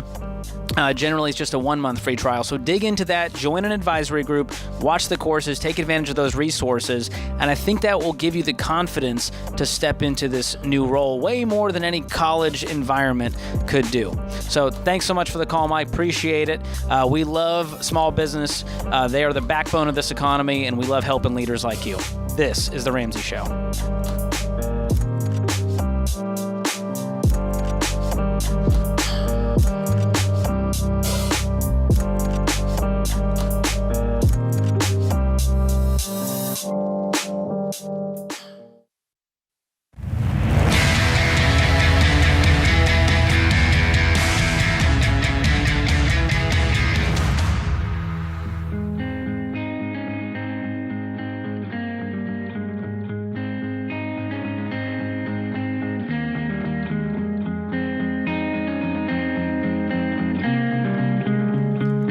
Our scripture of the day, Deuteronomy 31:6. Be strong and courageous. Do not fear or be in dread of them, for it is the Lord your God who goes with you. He will not leave you or forsake you. Frank Sinatra once said, the big lesson in life, baby, is never be scared of anyone or anything. There you go, Ken. Little Sinatra for you. I feel like if you're going to read a Sinatra quote that's got baby in it, you got to try to take his voice on. Give me that for a second. I feel like it's offensive to all people groups if I tried a Sinatra impression. The big lesson in life, baby, is never be scared of anyone or anything. That was pretty good. Not bad. I picture him with the bow tie done. He's got a cocktail, a martini in his hand. Good enough for government work, Ken. Yeah. Nice impression there. Thank you. James is thrilled with that. That's it'll be in show notes afterwards. You'll be heading to the principal's office for that one. I've only heard him sing. I don't know what his voice sounds like, so I don't know. I've heard him in a few interviews. That wasn't bad. I'm not going to give it a good impression, and it certainly wasn't great. But it was serviceable. That's exactly the commentary you want. It was serviceable. Well, I'm trying to keep it real. It might have been bad. Well, let's serve Christina, who's in Washington, D.C. That's what we can do. All right, Christina, how you doing? Good. How are you? Thanks. Very good. How can we help? So my husband and I are in step 6 and 7, and we're planning on moving in a couple of years. But our house needs, it could use some updating. And so I guess our question is, should we continue to decrease the mortgage with the extra money that we have every month, or start making some minor and major updates to the house to potentially increase the value that way and make it more marketable? Okay. So you're in baby step 6. 7, we've got a paid-for house at that point, and we're building wealth and giving. Oh, okay. So you're squarely in 6. What's left on the mortgage? We got about $515 on our mortgage. $515,000 left? Correct. Yeah. What's your income? So our gross is $280,000. Awesome. And tell us again, you said, did I hear you say you're planning to move and sell this house in a couple of years? Correct. Our kids are all out of high school by then. We don't really like the county that we're in, so we'd like to move at that point. So why not just move? The kids don't. The kids. So it's all for the. So how many years are we talking? High school. Just 2 years. Okay. They don't want to switch schools. And what are the renovations going to cost? We're thinking about $40,000. We have 2 bathrooms, and that would be the major. Well, bathrooms shouldn't cost that much. So I was going to ask you. These days it might. Everything is crazy expensive right now in that world. but when you say major renovations, are you talking about the master bath is one of those? Master bath is one, but to be honest, we're in an old colonial from the 80s, so our master bath is not that master compared to what houses are these days. There we go. What's the house worth? We think about $750,000, $800,000. Okay. And if you put this $40K in there, do you think it would then sell for $790,000 to $830,000? We do, and we think that it would make it more marketable. The area that we're in has a lot of high-end builders, and they're putting in a lot of 500,000 square feet plus houses. So just the area is changing, and we want to make sure that we have, buyers for the house. I would do your homework. My father-in-law is a custom home builder and does a lot of renos, and so I learn a lot from him, and I've done some reading too. And you can do this on your own, but you look at kitchens and you look at like a master bathroom. Those are 2 areas that you can get real value from. Also backyards. I saw something recently where doing stuff with your backyard and outdoor living. That can certainly add a lot of value. So I would just do your homework. What are some of the minor changes versus the majors? And I would really only focus on the majors because you're just trying to make this thing more marketable. So, for instance, you got an old colonial home. What could you do to make that master bathroom actually a master bathroom? I think that would certainly add some value. So I think if you just do your homework there, George, is that where you're leaning? Because they're not going to pay the house off even with their aggressive payments by the time that they sell and move anyway. I'm leaning towards what the necessary renovations are, necessary repairs. And as you go to list it, you're working with a pro, and let the pro help you go, all right, if you want to sell this for this asking price, here's what we're going to need to do, and here's the value you're going to get. That's good. So I might pause on that and just do what's necessary right now. I want it to be livable. It doesn't sound like you guys are miserable over there. Sounds like a cool property. No. Okay. Yeah, we have about 4 acres. It's pretty cool. Where I got to ask, you're not in D.C., so you're in... Oh, we're the suburbs. Yeah, we're actually suburbs in Maryland. Yeah. So DC is right. How much there money do you guys corner. have in cash outside of the emergency fund? We have about $70,000 outside of cash. We drive 20-year-old cars that we're getting ready to replace because we keep breaking down. And we have never taken a honeymoon, so we're going to Costa Rica. So we have some money set aside. I would upgrade the cars and go on the honeymoon before making these renovations. I agree with George.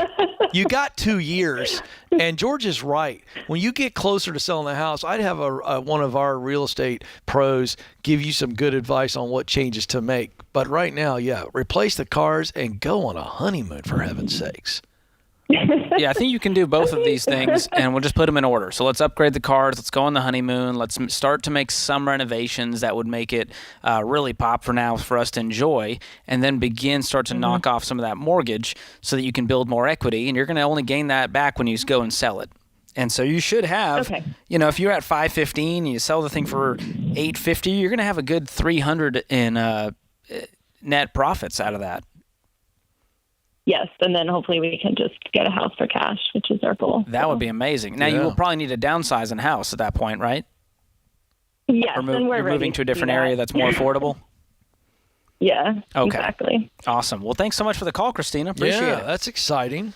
Ty will close us out here in Santa Ana, California. Ty, let's get right to the question. Hey, what's up, gangy? Hey, how you doing? Good. Hey, so I know we're short on time. I'm just going to get right to it. That's what they told me. So I need to know if I should sell my business or sell my houses to pay off my debt. How much debt? I got $1.2 million in debt. Whoa. Is that all business debt?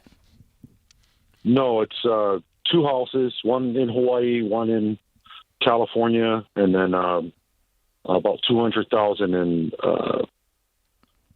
whatever, the basic, everything else. I would sell the houses before the business unless you're trying to get rid of the business anyways. What could the business sell for? The business, I had two companies reach out to me that want to buy the business.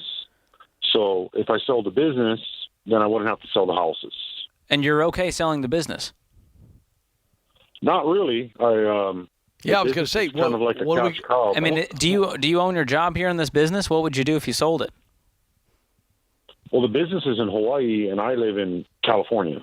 And there's no hassle there for you to run it from California? Well, there's two options. So one company wants me to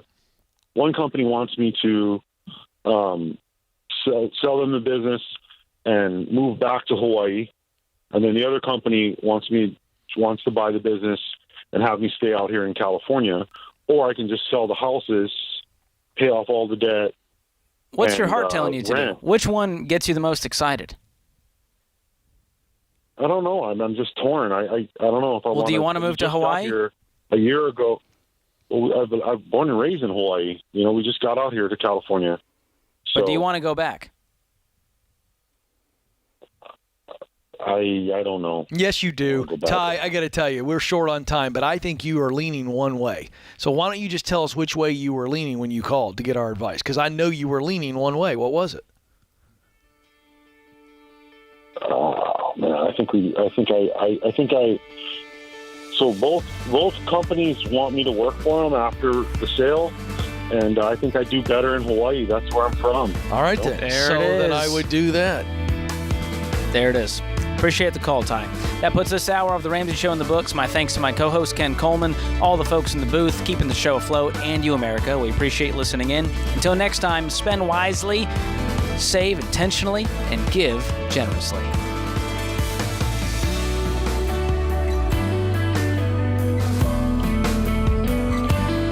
Do you love a good Dave Rant? Want to see the latest Ramsey Show videos going viral? Check out your favorite moments from The Ramsey Show on YouTube. Go watch and subscribe to The Ramsey Show channel on YouTube.